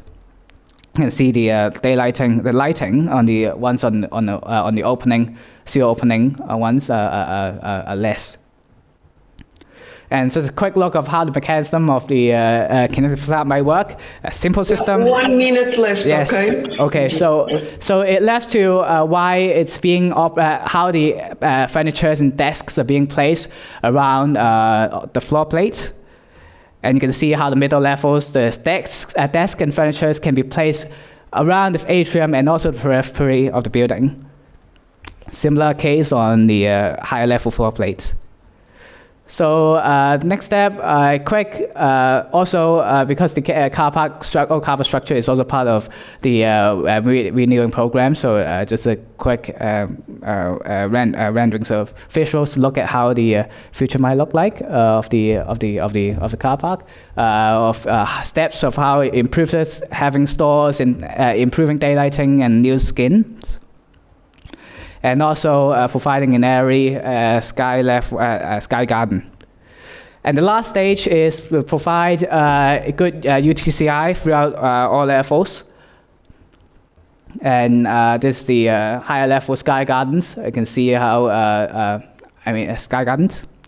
And I'm not going to go through this in very detailed in detail, but you can see how step by step through different interventions of systems, how the operative temperature at the end with good air change and good cooling, the temperature can remain steady within comfort zone in summer. And just quick study simulation on UTCI on outdoor areas on hottest day and the coolest days of the year. And with the kinetic facade operated on the middle levels in the hottest day of the summer, you can see the operative temperature in the inside of the space can remain at around 30.7 degrees to 30.9 degrees with introduction of ventilation and stuff, which is within comfort zone. And in winter, the operative temperature stays around 14 degrees in all sides. And at last, some quick look of how the building is being designed. Now again, the visuals of the higher levels sky garden, the middle level sky garden, and the lower level car park roof garden. And the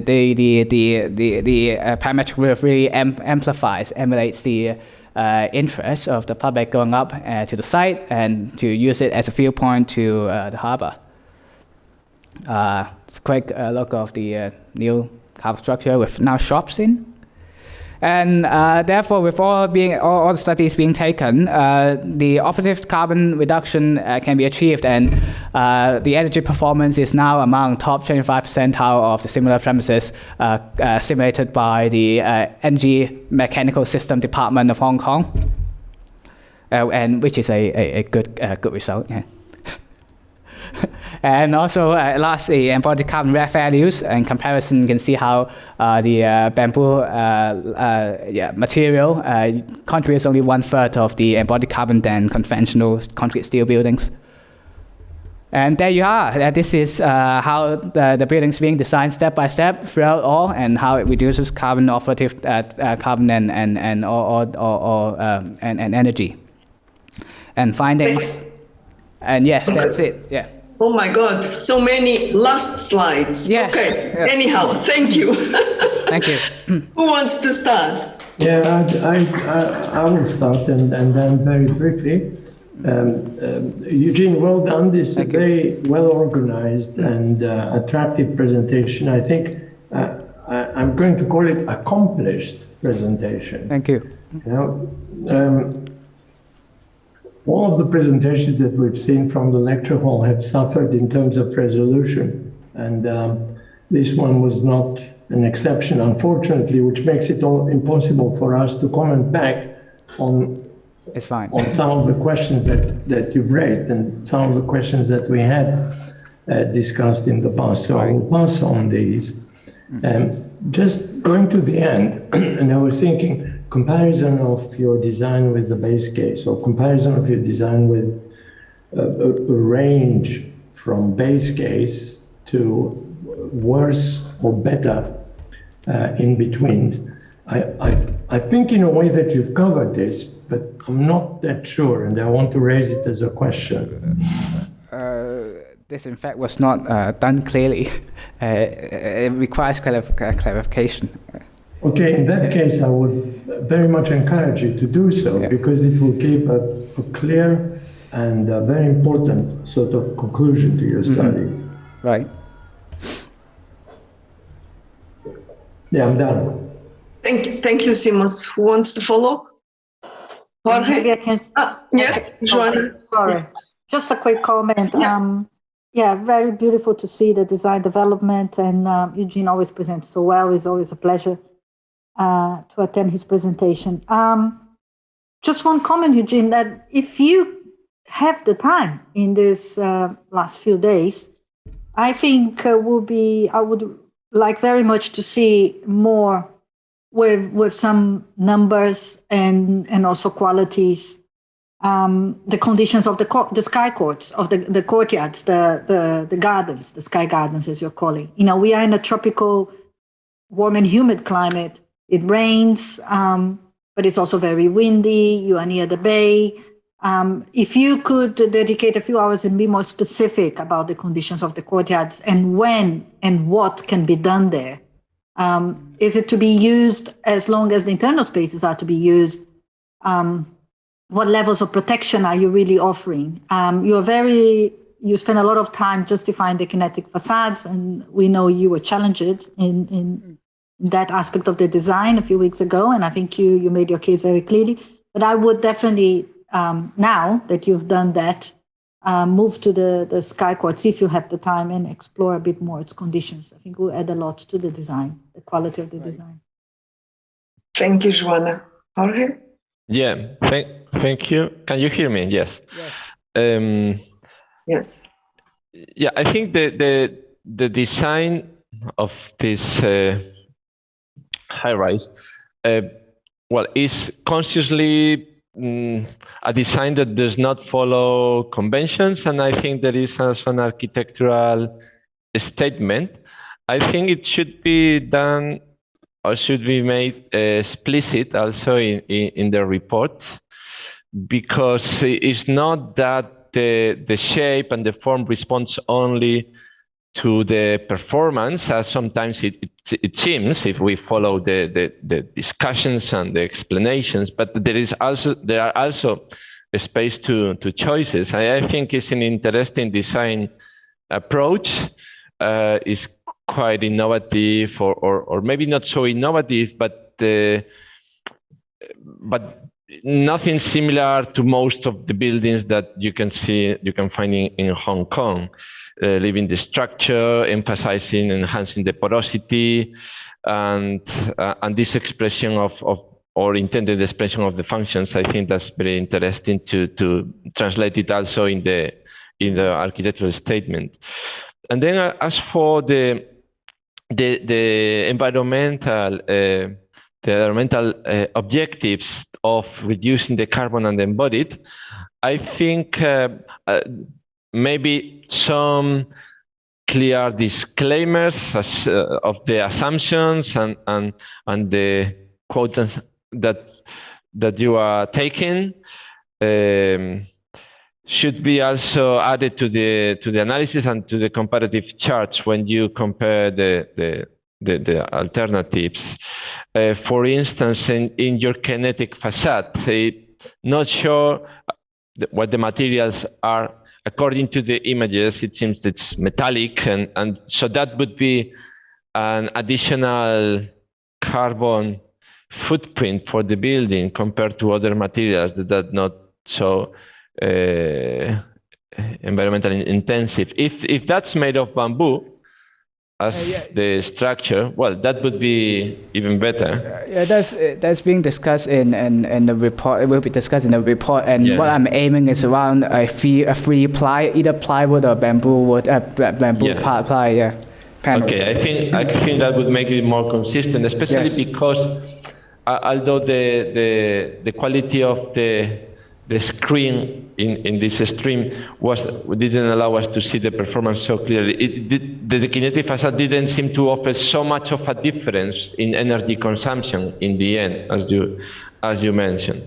And then the other thing is that UTCI was so quickly that I couldn't check the values, but one of the problems you also need to consider is how you are affecting the pedestrian comfort around your building, and I think that was passed too quickly. And because you mentioned at the beginning that the shape of your tower was aiming to foster airflow around it, so that needs something to be careful. Thank you. Thank you, Jorge. Well done, Eugene. I also like very much your presentation. Very briefly, and again, I think, well, you are aware because we have been saying this the whole time, which is about the embodied energy. And I still question, because even with the kinetic facade, you have a lot of glazed area, which is never open, is always shaded. I would also wonder if all this glazing, which is permanently behind a shading element, is worthwhile or not. And I'll leave it here. So thank you so much. We can now move on. Dila. Hello, Dila. Hello. Welcome. Can you see my screen? I hope. Yes, I can. Okay. Not yet. Yes, we can see now. Okay, so hello, my name is Dilara Batmaz. My dissertation project's topic is sustainable productivity-oriented refurbishment in a contemporary co-working space.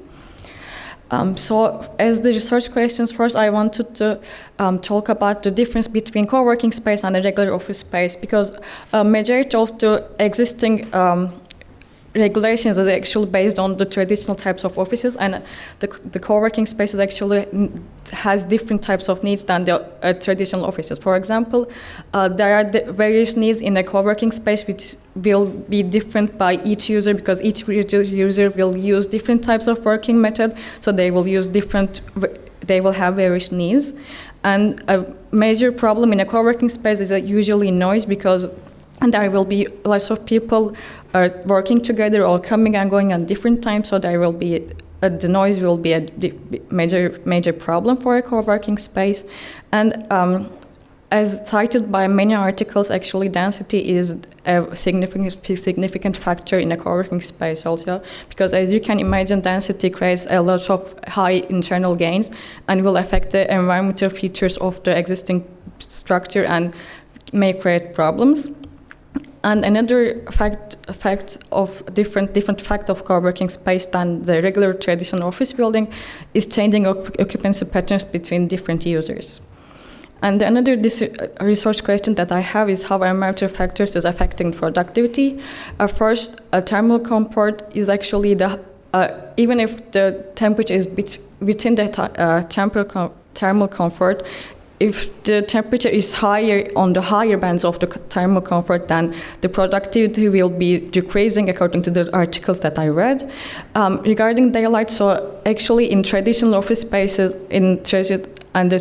regarding the articles regarding the traditional office spaces, actually the high daylight is aimed, but actually in the contemporary working spaces, since majority of the users are using screens and working on screens, actually the glare is becoming a bigger problem than it's not achieving enough daylight.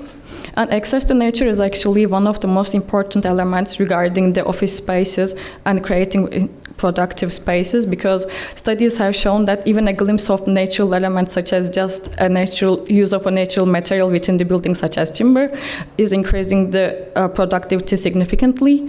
And I said before about the co-working spaces, also noise is an element that is affecting productivity pretty much. So regarding the precedents, I have two precedents, which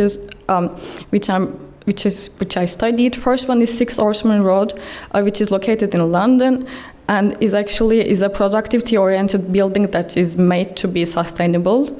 So the building is made from TLC and has paid attention to the view access and accessing daylight in the building. And another present that I've been working on is a WeWork, which is a well-known co-working space, which has several spaces in London, which I studied is a space that they refurbished, which exists around the bank area. So the outcomes that I had from the precedents are actually regarding the material. As I said before, the natural elements is actually have a significant effect on productivity and also the sustainability of the building. So both of the precedents are paid attention to use sustainable natural elements such as timber, either as the structure or as the element that is visible from the facade. And another element is using the glass partitions in order to let daylight flow through the buildings, and using the bright and light-colored elements.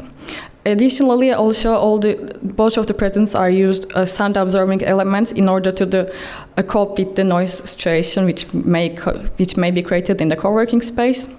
And they all have several breakout spaces to increase the productivity and control daylight and test glass spaces. So regarding the pre-design process, so first of all, the site location is located in the London in Zone 4.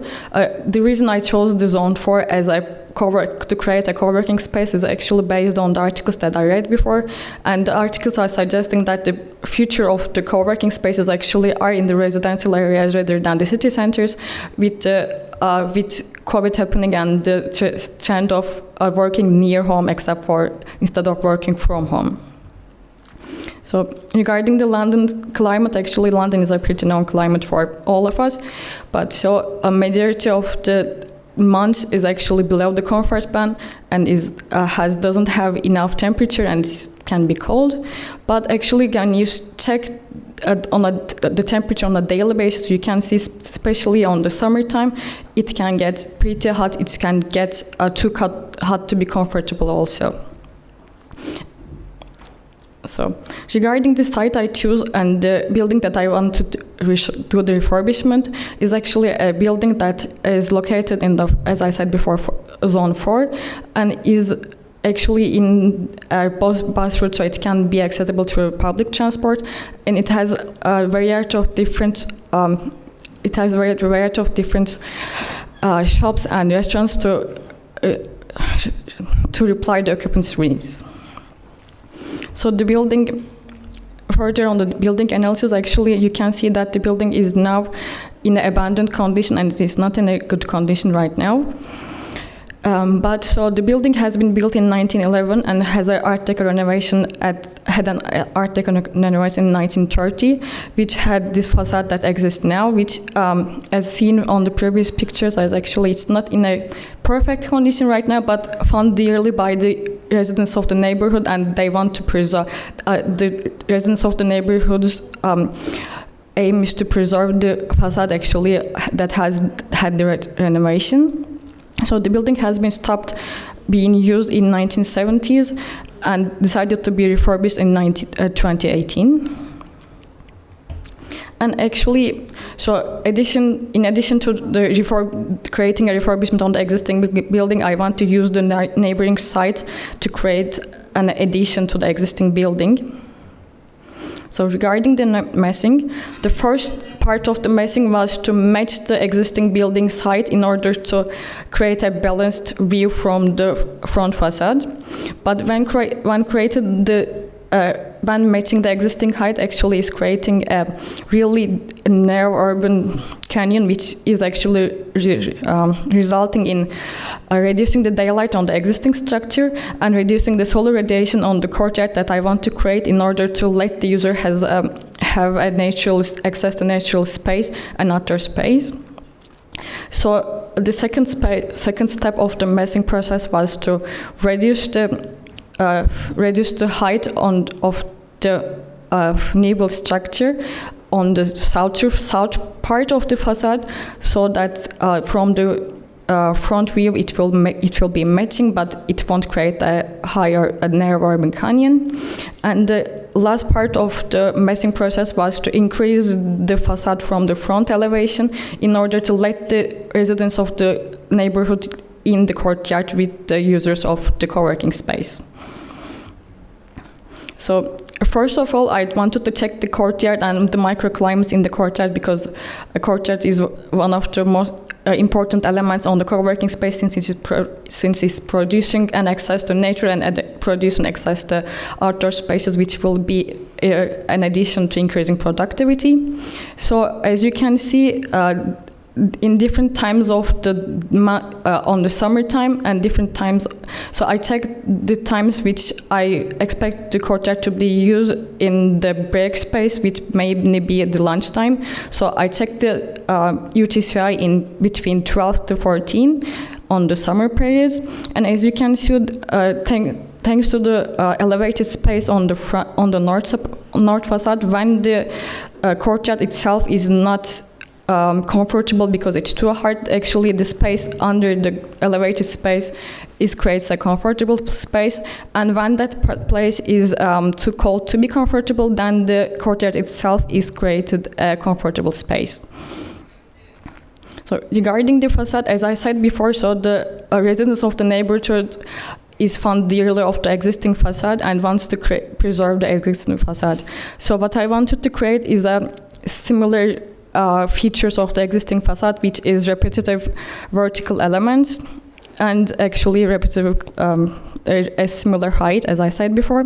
And in addition to that, so actually when I do the simulations for the new built place and on the south facade, I saw that since there are no other elements that are providing, say, shading and reducing the solar radiation, actually the south facade and the east facade is having too much solar radiation. So in order to reduce the solar radiation in the new built part, I wanted to create some horizontal shading elements to create a more comfortable and more productive space within the new built element, while the existing structure has a really deep plan, so the existing structure can be working and can create comfortable environments without the shading elements.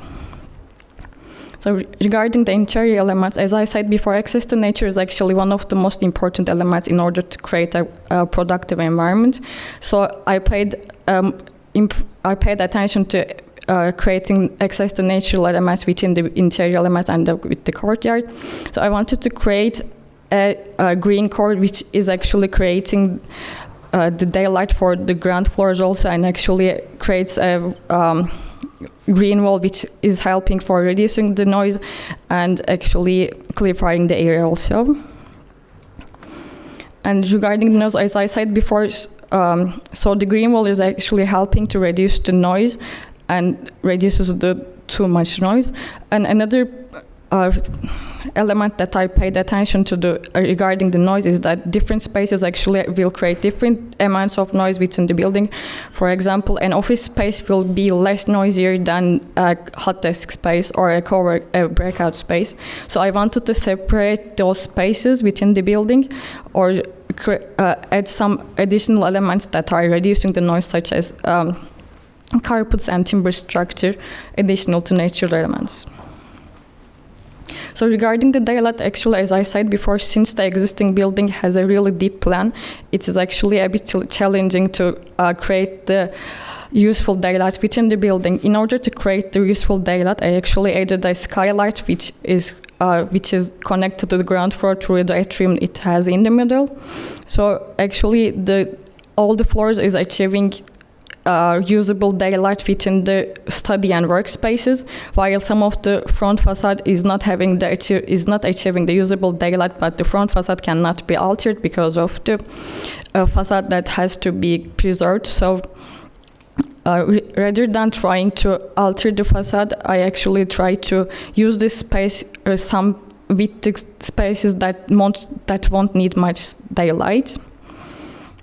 So, for example, the spaces that doesn't have the enough daylight to be as a working space is actually used as cafes or breakout spaces. That is actually regarding the proven by the previous articles that I read, is actually better to have low daylight in order to let the user rest and their body to simulate more restful environments. And actually, in order to achieve more daylight in the workspaces and the new built area, so I created big openings from the south facade, but which are distant from the working area, so that they won't create the high solar radiation won't create too much overheating. 2 minutes left, Dila. Oh, okay, so regarding the daylight, as I said before, so the aim was to create various environments within the building in order to let the occupant choose the space according to their needs. So the aim was to create a high level of daylight and low level of daylight within the building with different places, so that the occupant can choose the space according to their needs. And regarding the thermal conditions, as I said before, temperature is an important factor that is affecting the productivity also. So rather than analyzing the whole building itself, I wanted to analyze the places according to their usages, because the different usages will need different temperatures. For example, for a hot desk space, actually, as I said before, what I wanted to achieve is different types of temperatures, so that the user can choose according to their spaces. So as you can see, there are various types of temperatures within the building, so that the user can change. And regarding the breakout spaces and the cafes, as I said before, actually the breakout spaces and the cafes are the places that are aimed to be slightly higher and aim to be on the higher band of the comfort band, in order to have the user the simulation of having the break space and reducing the productivity, so they can rest more. And the last space is the new building area, that is the focus space, focus study space, and the study space, which have the similar conditions and which are on the lower band of the comfort band. And another feature that I wanted to test is the user scenarios, because as I said before, one of the bigger challenges of a co-working space is actually the different scenarios that may encounter through the year and through the day. So I wanted to test different scenarios. The first scenario I wanted to check was how if the building is half occupied, and as you can see when the building is half occupied, which is actually the expected scenario for now, at least with the COVID situation, it is actually within the comfort band throughout a typical week in June, which is a bit higher on the comfort band, like it is still in the comfort band. So when the building is fully occupied in a typical week in June, which may be expected to have the high internal gains and overheating, it is actually overheating without the ventilation. But when I add the ventilation to create more comfortable environment, it is actually reaching the comfort band again.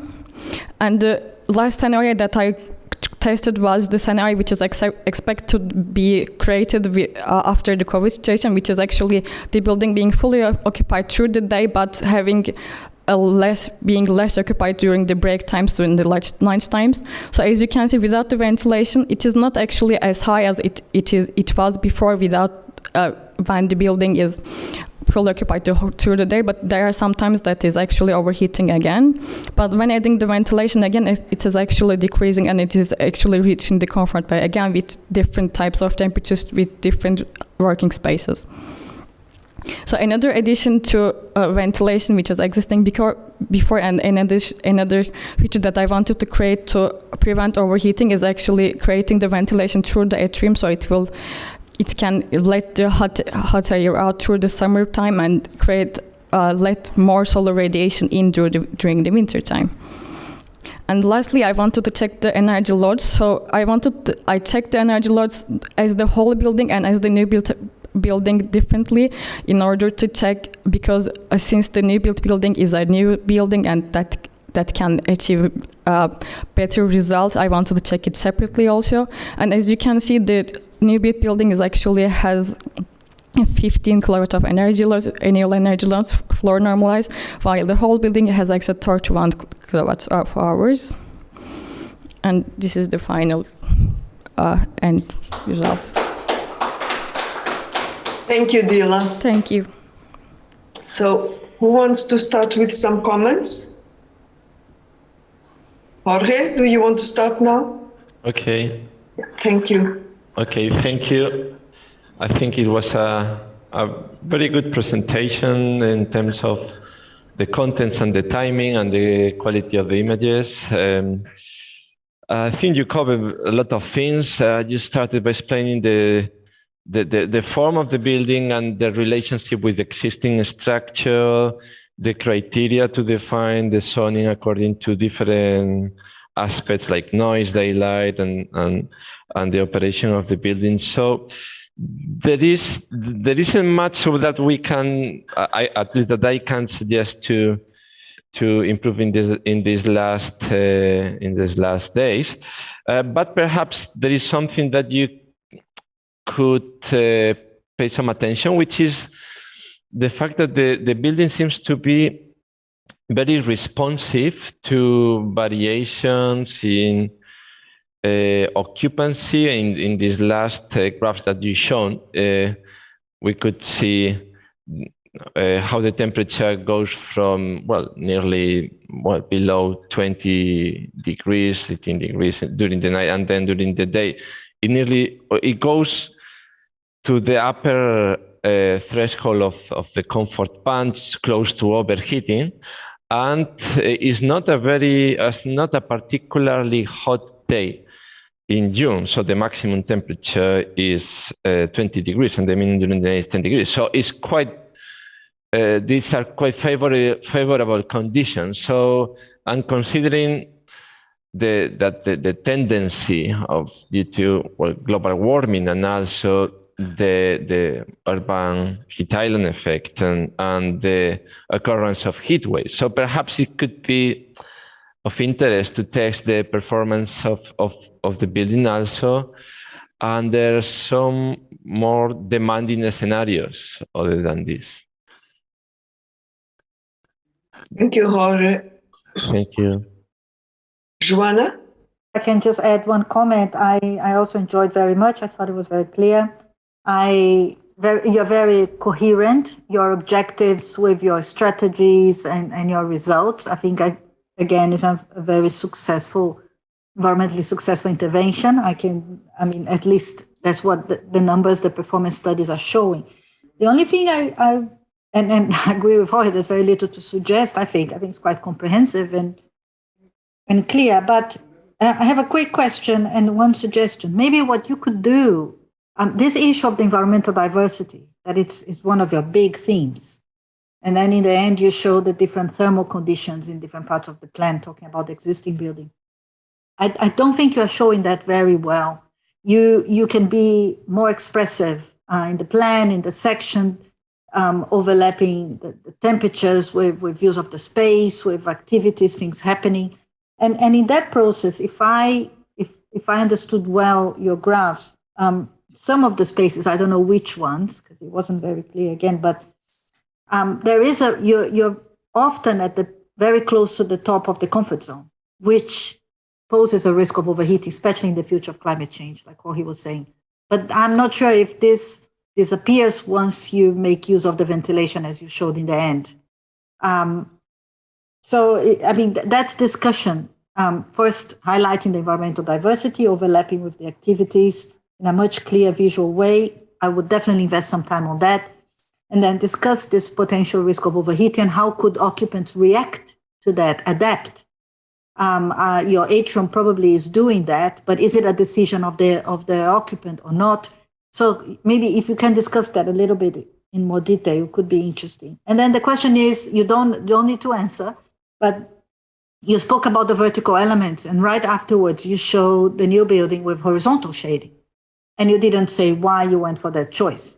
There are advantages and disadvantages in both shading devices when we think of offices, the views, glare, daylight as well, not just the blocking radiation. What they do perform differently in terms of daylight.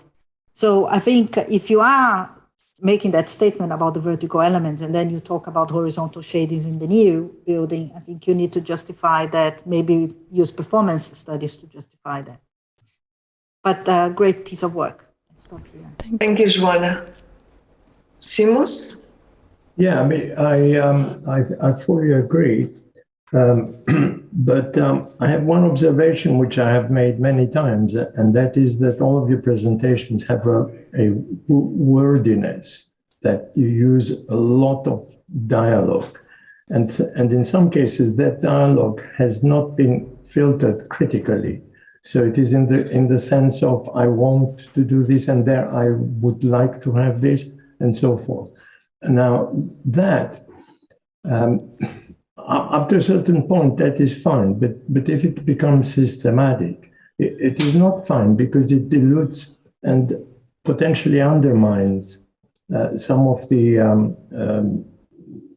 research that has been done. And so I think my suggestion there would be that you look at that text at the end, that you have done analytic work that needs to be introduced in some way or other. The assumptions need to be explicit, transparent, and so forth. The findings need to be explained. After you've done that, then you can see whether you need to add I want to's and I would like to's. The other thing that I think could be done, and was mentioned, I think, by Joanna, is to illustrate some occupancy scenarios and to do those visually. So again, to avoid too many words describing them. But the reason that I mentioned the words is also because writing them and writing many words of them, because in your case we might be talking about, I don't know, 15,000 or something like that, is a task. In other words, that it needs more work from you to make sure that these words will work for you rather than against you. Okay. Thank you, Simos. Thank you, Dila. I really liked your presentation. I have I don't have much to add. I saw good progress and evolution of your project, which had several forms and shapes during these last months. So I think now you found one way, but you got also very useful comments. Thank you very much. Thank you. Let's move to Dev. Hello, Dev. Hello. Hello. Can you see the screen? Yes, now we can. Okay. Hello, everyone. I'm Dev, and my digitization project, the title is A Post-Pandemic Office Environment. It's an office for the future. So in the beginning, I would just like to cover some of the topics that I went through during the process, and some research questions that that came along the process, and I try to answer them, which these are some of them. And to begin with, a survey done by Gensler in 2020 clearly said that over 2/3 of the UK still prefers to work in a hybrid model, and 71% of workers prefer to work in an open environment and not how an office typically works, which is inside a closed building. To understand a low height office which is similar to mine. I did some case studies, and these were the 3 build precedents that I studied, which are in UK and Europe and maintaining the same scale. So there were different learnings. So this one was the WWF UK headquarters in UK. So I analyzed them in terms of the planning and in terms of how lighting works and how they've planned out their spaces. Again, moving on to the next one, similar studies were done in terms of the details and the strategies that they used in order to tackle these problems. And same with the third case study as well. So moving on, as a beginning, to explain how an office used to work and now how an office is it's taken a big change in how a future office means office and home is collaborated, and it's not 2 separate things. Moving on, I'll introduce my site. The site is in London. It's right next to the King's College Waterloo campus, and neighbouring the National Theatre and the River Thames and the Waterloo Bridge over here. The weather station that was used was St. James Weather Park, and the existing use of this site was that it's a parking lot. After the site visit, very quickly, some strengths and some challenges that I thought would come along the way were that this site had access to the riverfront, which could be a strength in terms of attracting people and inviting people into the space. But then also in terms of challenges, there were 2 main roads along the site which were causing noise and which would be a problem for the site. So these were some challenges and some strengths that I found for the site.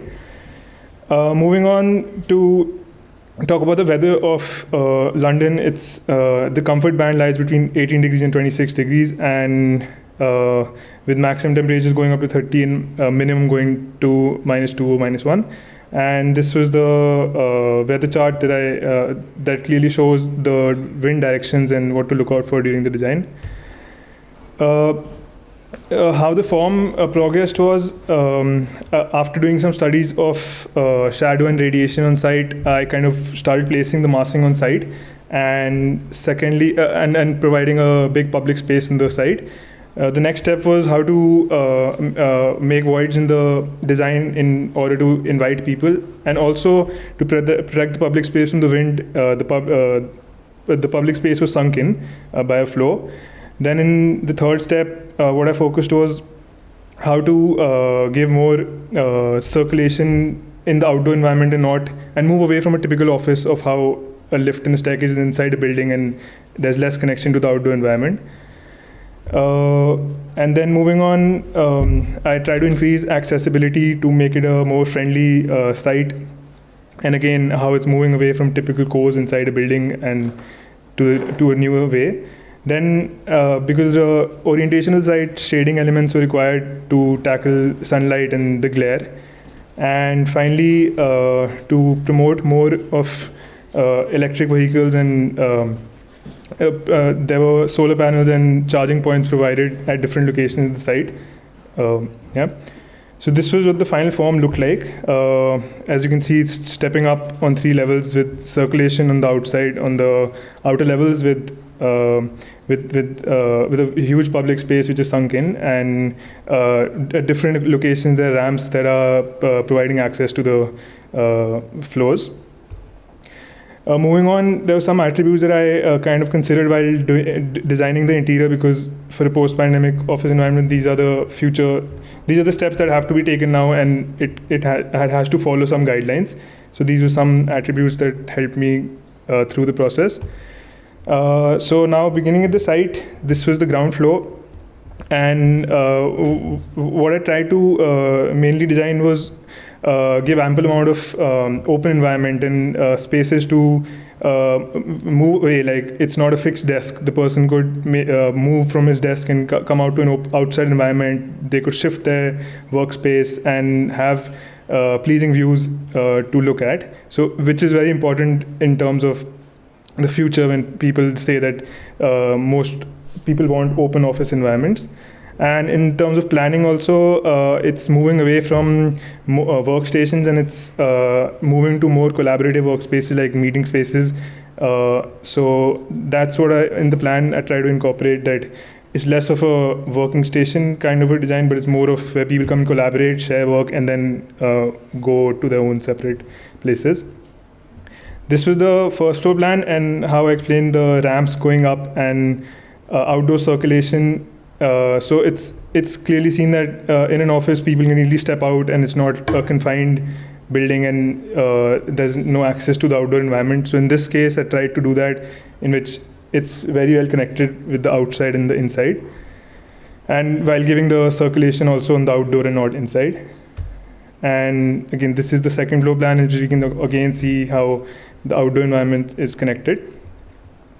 Moving to the section, as the building is 10 meter in length and 3.5 meter in height, ventilation won't be a problem because it's not so deep, and ventilation is a very important part for the COVID and the pandemic. And also now, because of the orientation and it having a strong south facade, we also had to control the heat gain and the solar radiation. So there were a detail was given in terms of the windows and the overhangs. And this was another section on the longer side with just showing the different, how the staircase works and how the spaces on this west facade work. And this was the lower ground floor, which will be used as public space, and it's going to be where people mostly come and interact and use and step outside of the office. So then I started testing it if it's even a space that will be wanted by people and they want to use the space. So in the month of June and September, it can be clearly seen that it gains ample amount of solar radiation, and it would be a desirable space. In the summer, yes, we'll need some shading and different techniques to tackle that. And also in the month of December, I tested it here also it can be seen that there's some amounts of space that are desirable and people would want to sit here in the winter season as well. So moving on, then I did the same studies on the floor plans to see how the interior spaces are reacting. And so this was done without the shading. So this was just a base case to see how the different months are working out. So in the month of June, it can be seen that there's a high amount of solar radiation coming inside. And same for the first floor. Again, in the month of June, it was slightly less desirable. And the same goes for the month on the second floor again for the month of June. So to tackle this, the design has a shading element and another layer to the window, which kind of reduces the glare and reduces the solar radiation entering the space. And from the results, it can be seen that it gave better results on all the 3 floors when compared to the base case.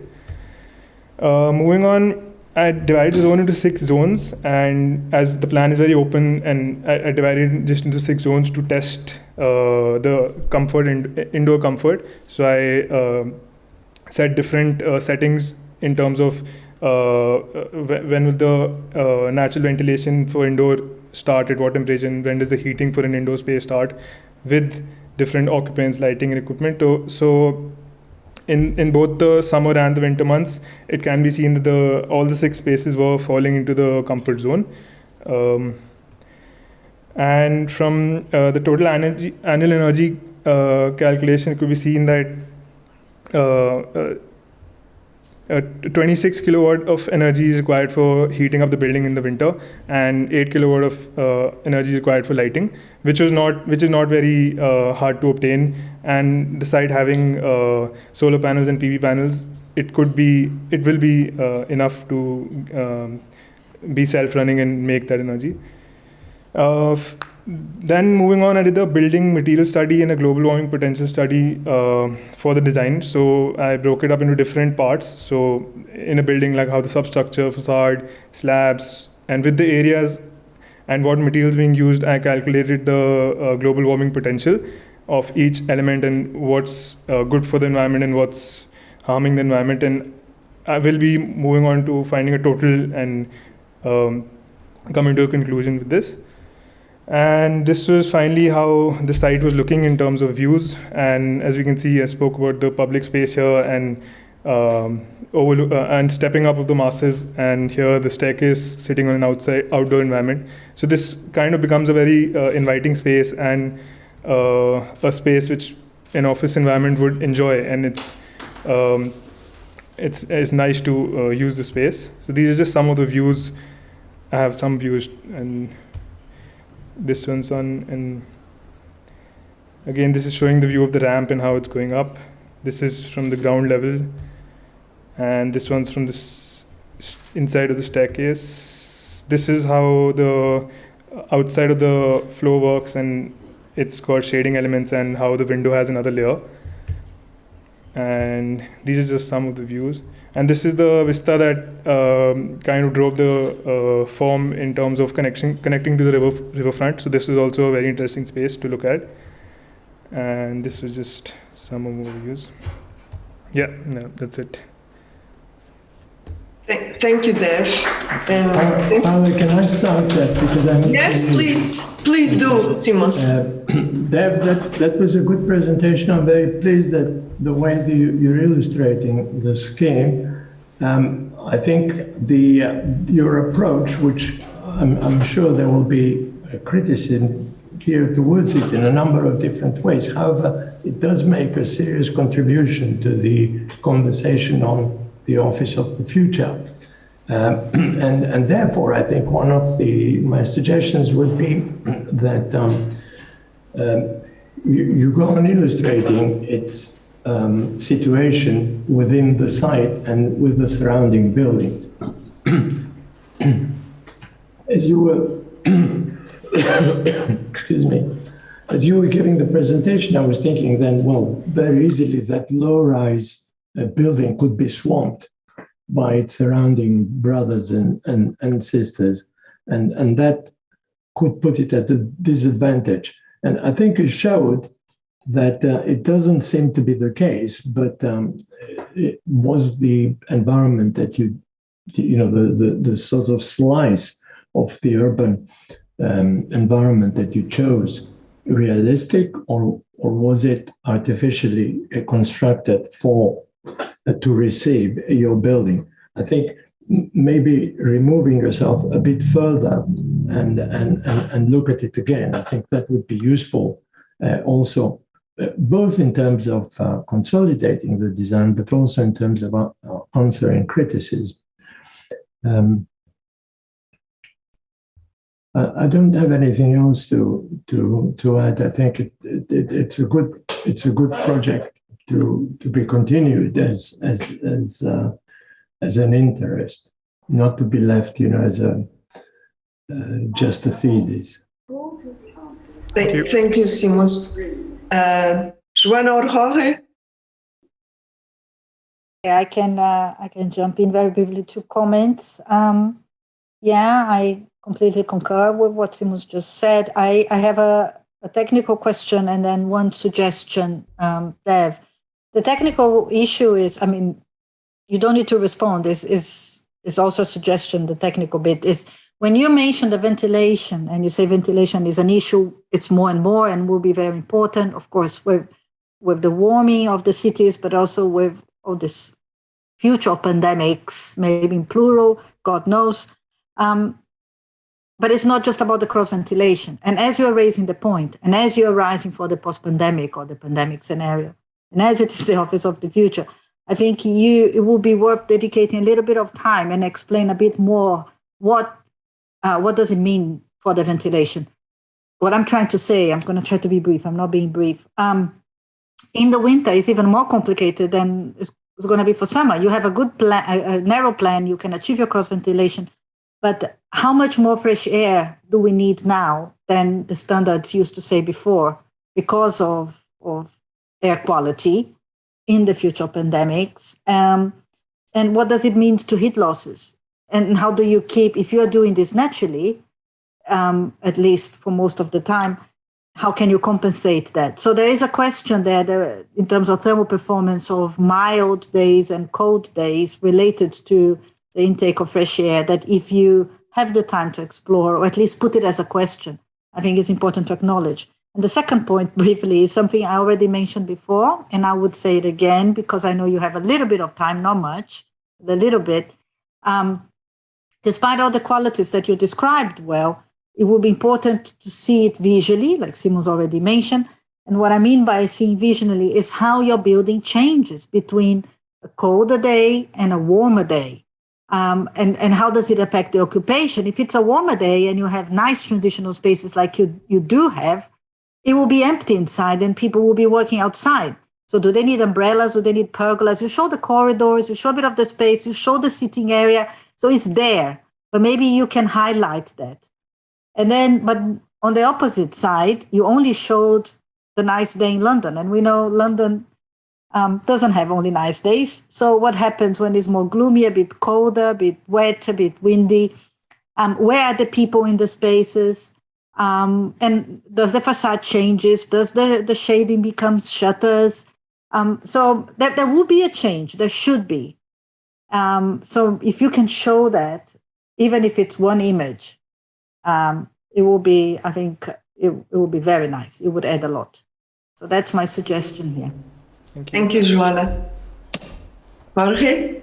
Yeah, I think, well, my comments are along the same lines because I think the project is interesting, was a clear presentation, a good explanation of the development of the project, which I think could be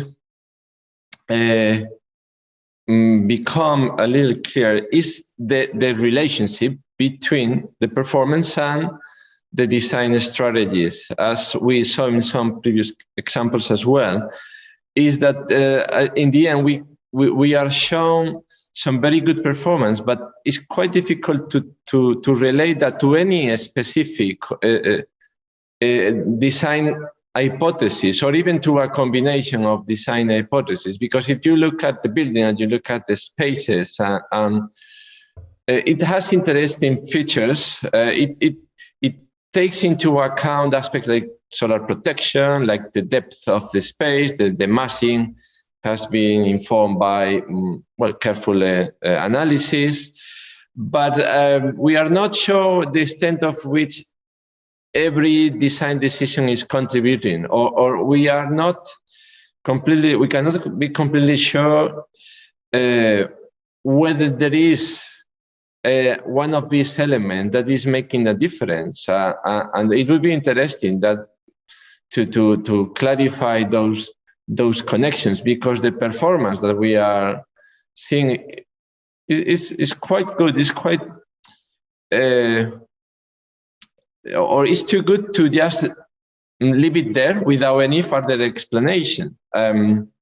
You have interesting use of the outdoor spaces, as Joanna was mentioning, that offers a lot of opportunities. Perhaps what we are missing is these occupants. It would be useful to track them down, to see what they do over the day, what they do when it's sunny and hot, what they do in winter. Do they remove these louvers? Is that possible? Do they allow the sun when it's there in London, which is not so often?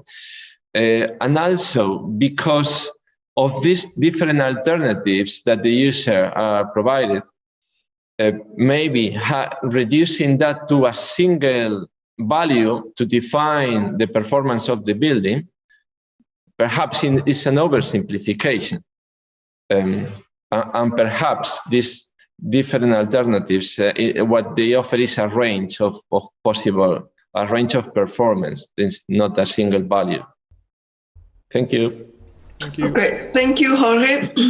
Thank you, Dev. It was a very good presentation. I really don't have much more to say, only a very, very small and specific comment, which may come a little bit out of the blue, but I think I already mentioned this to you in one of the tutorials, is about this glazed box where the lift is. And in this pandemic scenario, why not to have it fully open, even the lift? Because, you know, it's where people are packed and you could allow air to ventilate. That's all. My last word, because we really need to finish, is that I wanted to thank all of the presenting students. Well done to all. I wanted also to thank the reviewers and the audience, but also Tom Parks, who has been orchestrating all the audio visuals and technical aspects throughout the session. And I also would like to remind you that we will be ending this day with Mario Cucinella's lecture on designing sustainability within the next generation, which will be starting at 6. So we really need a break. Thank you so much, everyone. Bye. See you soon.